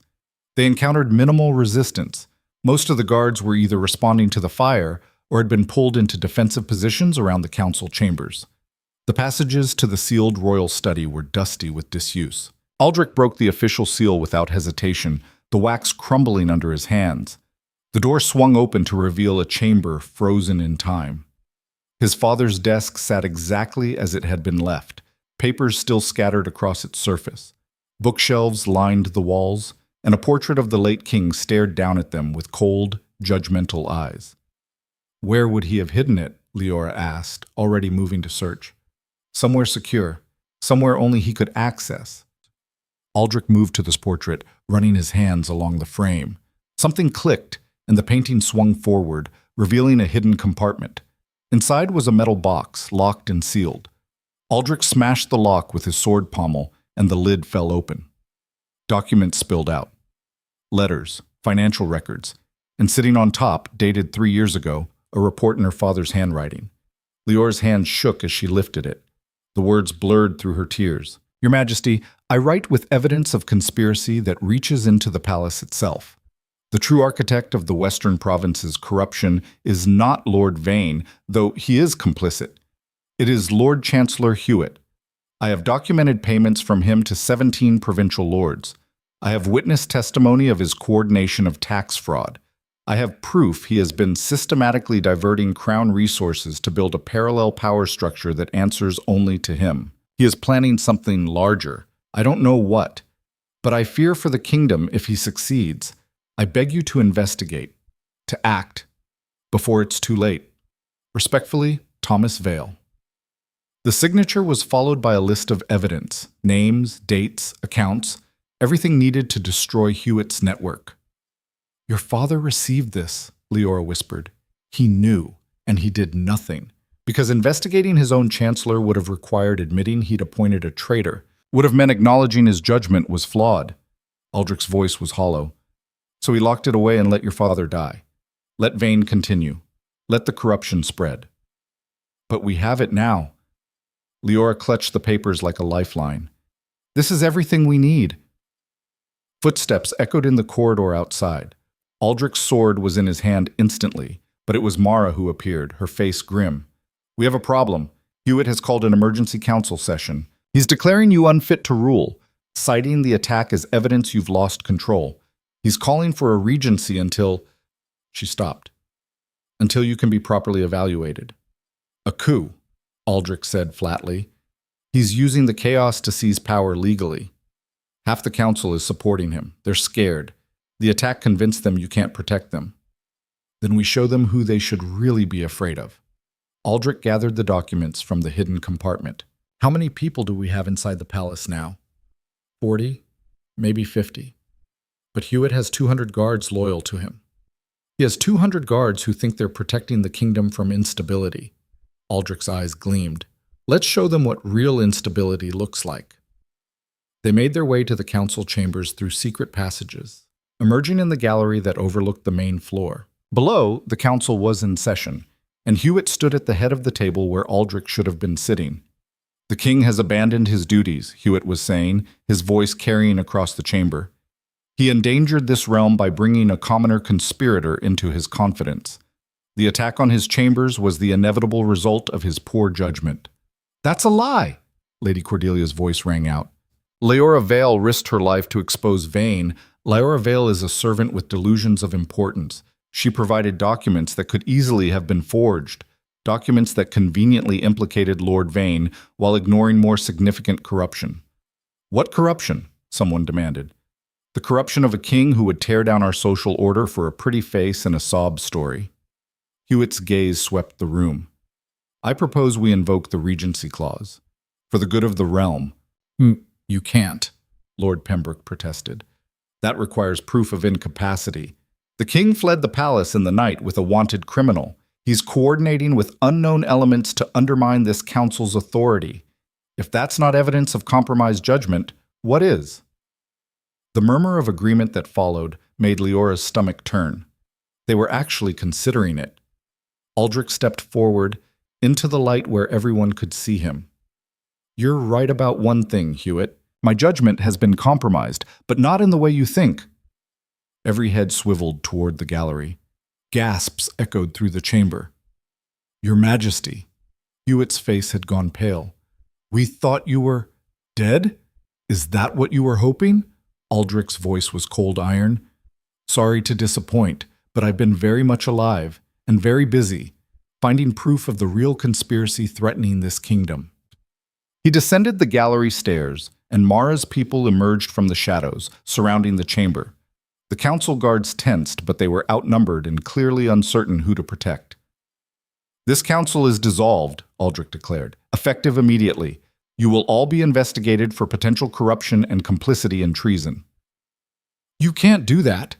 Hewitt's composure cracked. "You don't have the authority." "I have all the authority I need. I'm the king, and I have evidence that you, Lord Chancellor Hewitt, are the architect of a conspiracy that has murdered dozens, stolen millions, and very nearly destroyed this kingdom." He threw the documents onto the council table. "Letters from my father's private archive, a report delivered to him 3 years ago by Thomas Vale, a miller who died trying to save this kingdom from you. Everything is documented, every payment, every murder, every lie." Hewitt's face shifted through a dozen emotions: shock, rage, calculation, and finally cold acceptance. "You found it. I wondered if the old fool had actually kept it." The admission stunned the room into silence. "It doesn't matter," Hewitt continued, his voice hardening. "Those papers prove nothing without context, without testimony to support them. And your star witness is dead, killed on my order 3 years ago." Actually," Leora stepped into view beside Aldrich, "you made a critical error. You killed my father. But you didn't kill his daughter, the one who lived in Vane's household for 3 years, who heard everything, who can testify to every conversation, every payment, every murder you coordinated through him." Hewitt's eyes locked on her, and for the first time she saw genuine fear. "You're just a servant. Your word means nothing." "Her word means everything," Lady Cordelia stood, her voice ringing with authority, "because she's been right about everything so far. And because I've had my own people investigating you for months, your lordship. We just needed the final piece to connect it all." She pulled out her own documents. "I can verify every transaction, every payment, every crime." Other council members began standing, pulling out their own evidence. One by one, they'd been building their own cases, waiting for someone brave enough to make the first move. Hewitt looked around the chamber, watching his support collapse. His hand moved toward his belt. Aldrich's sword was at his throat before he could draw his weapon. "Don't. It's over." For a long moment, Hewitt stood frozen. Then he smiled, a terrible, empty expression. "Is it? You think arresting me ends this? I built something larger than myself, something that will outlive both of us. You can't stop it. You can barely understand it." "Then help me understand." Aldrich's voice was deadly quiet. "Who else is involved? Who helped you build this network?" Hewitt's laugh was bitter. "Everyone. No one. The beauty of corruption is that it doesn't need a mastermind once it takes root. It becomes the system itself." He looked at the council members who'd turned against him. "You think you're different? You've all benefited from the same structure, the same laws that keep power in noble hands. I just used it more effectively than you." "Take him to the dungeons," Aldrich ordered. Guards moved forward, real guards this time, loyal to the crown. And search his estates. I want every document, every ledger, every piece of evidence recovered. As they dragged Hewitt away, he called back one final taunt. You'll never root it all out. The rot goes too deep. Kill me, arrest me, parade me through the streets. It won't change what this kingdom really is. The doors slammed shut, leaving shocked silence in their wake. Lady Cordelia approached Aldrich, her expression grave. He's partially right. The corruption isn't just one man. It's embedded in our laws, our traditions, our entire power structure. I know. Aldrich's voice was steady. Which is why we're going to rebuild it. All of it. He turned to address the remaining council. Effective immediately, I'm appointing a commission to review every law, every precedent, every tradition that creates separate justice for nobles and commoners. Mara will lead it, with support from Lady Cordelia and anyone else who wants real change instead of comfortable stability. The noble houses will resist, someone warned. Let them. Aldrich's voice rang with conviction. I'm done asking permission to do the right thing. This kingdom belongs to everyone who lives in it, not just those born into the right families, and we're going to prove it. Leora watched him transform before her eyes. Not into a different person, but into the king he'd always been meant to be. The one who'd spent years prowling through the night, searching for truth. The one who'd risked everything to help a servant girl bring down a corrupt lord. He was finally free to be himself, and it was magnificent. As the council dissolved into urgent discussions about next steps, Aldrich found Leora in the chaos. His hand found hers, their fingers interlacing with perfect certainty. We did it, she whispered. You did it. You started this. You had the courage to steal that ledger, to threaten a king in the dark, to stand in front of the most powerful people in the kingdom and refuse to back down. His thumb traced circles on her palm. You changed everything. We changed everything. She looked up at him, this fierce, broken, brilliant king who'd chosen justice over comfort. What happens now? Now? His smile was sharp and wild. Now we burn down every corrupt institution in this kingdom and build something better from the ashes. Together. The word hung between them, heavy with promise. Together. Not king and subject. Not noble and commoner. Just two people who'd found each other in the darkness and decided that the world needed changing. Outside, the sun was fully risen, painting the palace in shades of gold and fire. A new day. A new kingdom. And for the first time in 3 years, Leora Vale could finally breathe. For the first time in 3 years, Leora Vale could finally breathe. But the breath caught in her throat when she saw what waited beyond the council chamber doors. The palace corridors were packed with people. Not nobles or guards, but commoners. Servants who'd abandoned their posts. Merchants who'd left their stalls. Farmers who'd ridden through the night from surrounding villages. They'd heard whispers of what was happening, rumors carried by Mara's network, stories of a king who'd chosen justice over power. And they'd come to see if it was true. Your Majesty. A palace steward appeared, his face pale with stress. The crowds. We can't control them. They're demanding to know what happened in the council chambers. They're demanding answers. Aldrich's hand tightened on Leora's for just a moment, then he released her. Then they'll have answers. He strode toward the main balcony that overlooked the palace courtyard, and Leora followed despite the warning looks from guards. Below, thousands of people had gathered, their faces upturned, their voices a low roar of hope and fear and desperate need. Aldrich stepped to the balcony's edge, and the crowd erupted. Some cheering, some jeering, most simply shouting questions that blended into incomprehensible noise. He raised his hand and slowly, so slowly it felt like watching ice melt, the crowd quieted. 3 years ago, Aldrich's voice carried across the courtyard strong and clear, a miller named Thomas Vale tried to save this kingdom. He discovered evidence of corruption that reached into the highest levels of government. He compiled proof of theft, murder, and conspiracy. And he sent it to this king, to my father, begging for help. The crowd was utterly silent now. My father received that evidence. He read it. He knew every word was true, and he did nothing. He locked it away in a hidden vault and let Thomas Vale die, because investigating his own chancellor was inconvenient, because admitting he'd been deceived was harder than letting good people suffer. Gasps rippled through the crowd. Aldrich's voice hardened. Today, Thomas Vale's daughter finished what he started. She stole the evidence her father died trying to deliver. She risked her life to expose the network of corruption that has been bleeding you dry for years. And because of her courage, Lord Chancellor Hewitt, the architect of that corruption, is now in chains. The crowd exploded. This time the cheering was real, visceral, a sound of 3 years of suffering finally finding release. Leora stood frozen as thousands of eyes found her, as fingers pointed, as her name began to ripple through the masses. Leora Vale! Leora Vale! Leora Vale! The chant built until it shook the palace stones. Aldrich turned to her, extending his hand. She wanted to refuse, to stay in the shadows where she'd lived her whole life, but his eyes held a challenge and a question, and something that looked terrifyingly like pride. She took his hand and stepped forward. The roar intensified. People were crying, laughing, reaching toward her as if her mere presence could heal wounds that had festered for years. Leora's throat tightened as she looked out at faces that mirrored her own, hollow-eyed from hunger, worn from labor, but blazing with sudden, dangerous hope. "This is Leora Vale," Aldrich announced, his voice ringing with authority. "The woman who brought down a conspiracy because she refused to accept that justice was only for the privileged. And I'm here to tell you, she was right.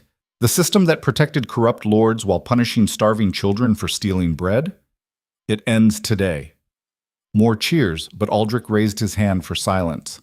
"I'm establishing new laws, one system of justice for everyone, regardless of birth. Transparent tax collection with public accounting. A commission led by commoners to investigate noble estates for fraud. And anyone, lord or peasant, who breaks these laws will face the same consequences." "Well, pretty words," someone shouted from the crowd. "We've heard promises before." "You have," Aldrich agreed. "From kings who spoke from safety, who never risked anything, who treated reform like a gift they could withdraw whenever it became inconvenient." He paused, and his next words were quieter but somehow carried further. "I'm not that king. I spent last night fleeing assassins. I watched my palace burn. I nearly lost my life because I chose to fight corruption instead of profit from it. This isn't a gift. It's a war. And I need you to fight it with me." The crowd was listening now, really listening. "Because here's the truth," Aldrich continued. "I can write new laws. I can arrest corrupt lords. I can burn down the old systems. But if you don't demand better, if you don't hold me accountable, if you don't stand up the next time someone tries to steal from you or silence you or tell you that you don't matter, then nothing changes. The rot just grows back." Silence. Then someone began clapping. Others joined, and soon the courtyard thundered with applause and shouts of support. Leora felt tears streaming down her face as she watched these people, her people, transform from a frightened crowd into something powerful and unified. This was what her father had died for. This moment when the powerless realized they had power after all. "There's one more thing," Aldrich said, and the crowd quieted again. "Leora Vale could have taken her evidence and run. She could have sold it to the highest bidder. She could have used it to extract wealth or titles or safety for herself. Instead, she brought it to me and demanded justice for everyone. That's the kind of courage this kingdom needs. And that's why—" He turned to her, and Leora's heart stopped at the expression on his face. "That's why I'm asking her to help me rebuild what we're about to tear down. Not as a subject, not as a witness, but as someone with equal authority to challenge me, question me, and ensure I never become the kind of king who locks away inconvenient truths." The crowd went wild, but Leora barely heard them. "What are you saying?" "I'm saying I want to create a new position, people's advocate. Someone who reports directly to the crown but serves the common citizens.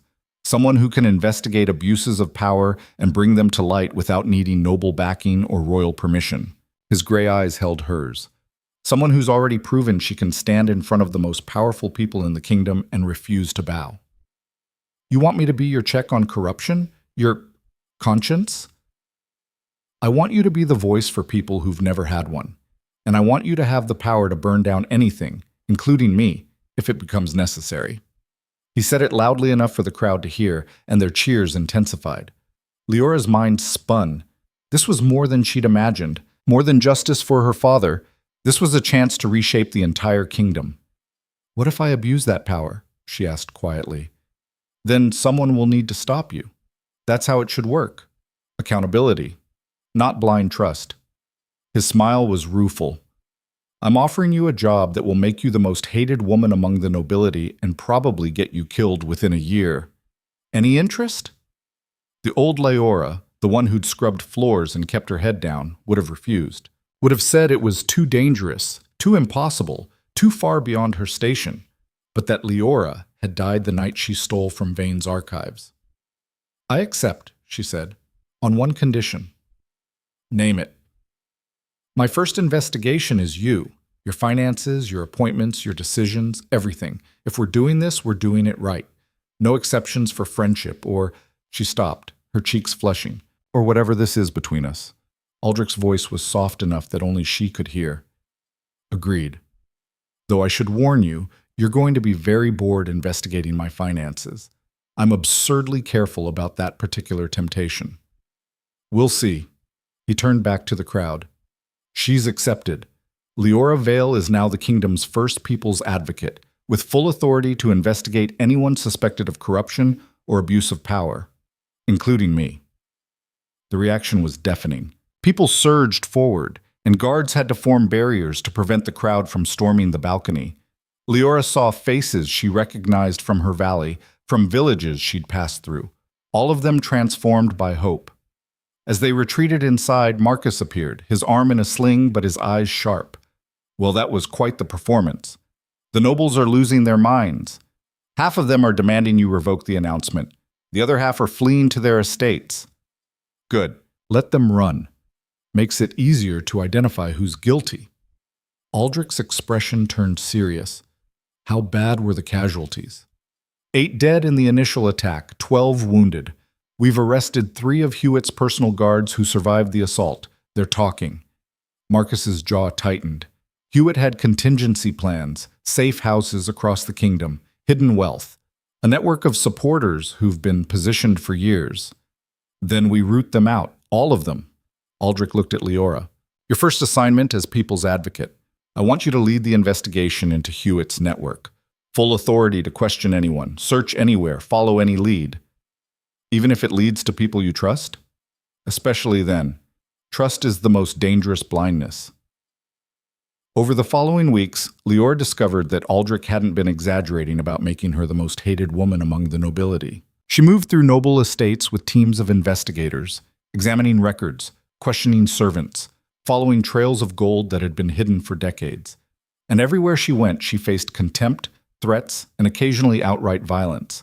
But she also faced something else. Hope. The servants who whispered information when their masters weren't listening. The merchants who handed over secret ledgers. The farmers who testified about land stolen through fraudulent contracts. For every noble who spat at her, there were 10 common people who saw her as proof that the system could change. The investigation into Hewitt's network uncovered 12 more lords who'd been part of the conspiracy. Some fled. Others stood trial in the newly reformed courts where, for the first time in the kingdom's history, commoners served as jurors alongside nobles. The trials were brutal, public. Every piece of evidence displayed for all to see. Every victim's name read aloud. Leora testified at each one, her voice steady even when defendants' families screamed accusations at her from the gallery. And when the verdicts came down, guilty, every single one, the kingdom held its breath waiting to see if Aldrich would actually follow through on his promises. He did. Titles were stripped. Estates were seized and redistributed to the families who'd been robbed. Wealth was returned to the communities it had been stolen from. And 3 lords who'd been directly involved in murders were executed, their noble blood offering no protection. The backlash was immediate and vicious. 2 noble houses attempted a military uprising. Aldrich crushed it with a combination of royal forces and volunteer militias made up of commoners who'd finally decided they had something worth fighting for. The message was clear. The old order was dead. The new one would be defended by the people it served. 6 months after Hewitt's arrest, Leora stood in the valley where she'd been born, watching as wagons loaded with grain rolled through streets that had been starving for years. The crown's new distribution system bypassed corrupt lords entirely, delivering food directly to local councils elected by the people themselves.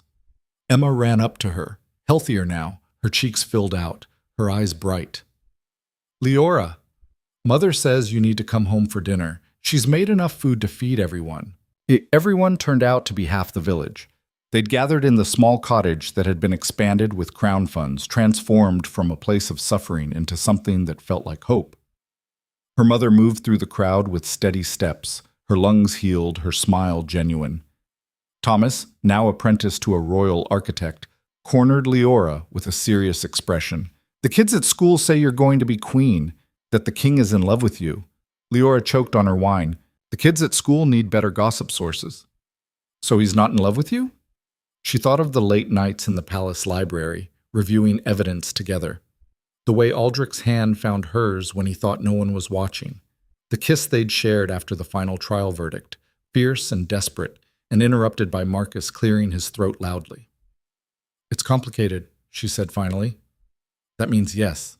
Thomas grinned. You know, half the kingdom is already planning the wedding, right? They've started a betting pool on when he'll propose. Tell them to save their money. I'm not getting married. I have work to do. But even as she said it, she wondered. Aldrich had been surprisingly persistent about finding time together, despite their impossible schedules. And there was the way he looked at her sometimes, like she was the answer to a question he'd been asking his entire life. As if summoned by her thoughts, a commotion outside announced a royal arrival. Leora rushed to the door to find Aldrich dismounting, surrounded by guards who looked deeply uncomfortable in the humble village setting. Your Majesty, the village elder stammered, bowing so low he nearly toppled over. We haven't prepared. I'm not here for ceremony, Aldrich interrupted gently. I'm here to see Leora, and to eat dinner with people who won't spend the entire meal calculating political angles. He dressed simply for once. No crown, no formal robes. Just a man visiting his, what? Girlfriend felt absurdly inadequate. Partner was too clinical. Lover was too intimate for what they'd carefully not defined. Come in, Leora said, taking his hand. But I warn you, my mother will interrogate you about your intentions. Good. I could use someone to help me figure them out.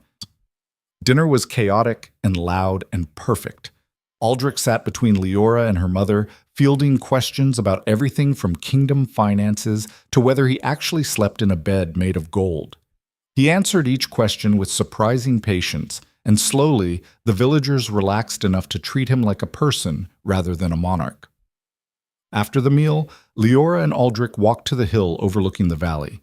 The sun was setting, painting everything in shades of amber and rose. Below, the village looked peaceful, prosperous, alive. Your father would be proud, Aldrich said quietly. Not just of what you've accomplished, of who you've become. I keep wondering if it's enough, if any of this is enough to balance what was lost. It's not. Nothing could be, but it's something.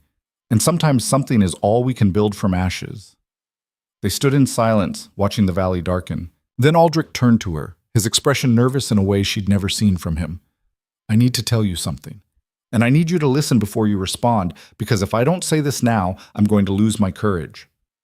Leora's heart stuttered. All right. The council has been pressuring me to marry, to produce an heir, to secure the succession. He held up a hand when she started to speak. Let me finish. They've suggested several suitable noble ladies. Women with impeccable lineage, political connections, dowries that could fund armies. The words hit like physical blows. Leora had known this was coming, had prepared herself for it. A king couldn't marry a former servant, no matter how much he might want to.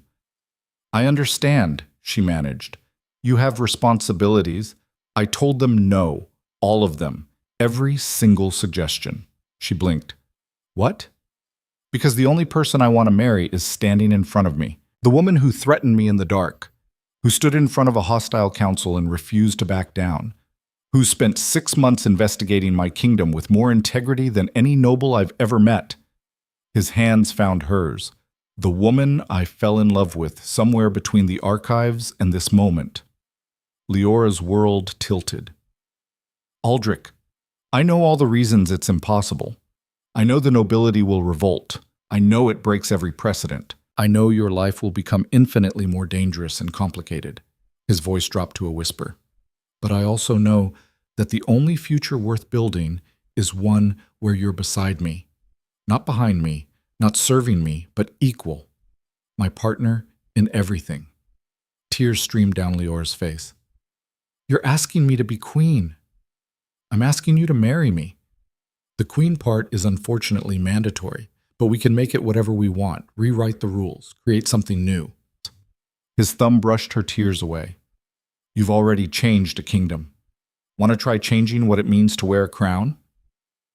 Every logical part of Leora's mind screamed that this was insane, that queens didn't come from servant quarters, that the backlash would be catastrophic, that she had no training, no preparation, no right to stand beside a king. But then she remembered standing in those archives, choosing courage over safety, remembered threatening Aldrich rather than begging, remembered that every impossible thing she'd achieved had started with deciding that rules were made to be broken. Yes, she whispered. Yes, I'll marry you, but on one condition. Aldrich laughed, the sound pure joy. Of course there's a condition. What is it? I keep my position as people's advocate. I keep investigating corruption. I keep working. Being queen doesn't mean I stop being who I am.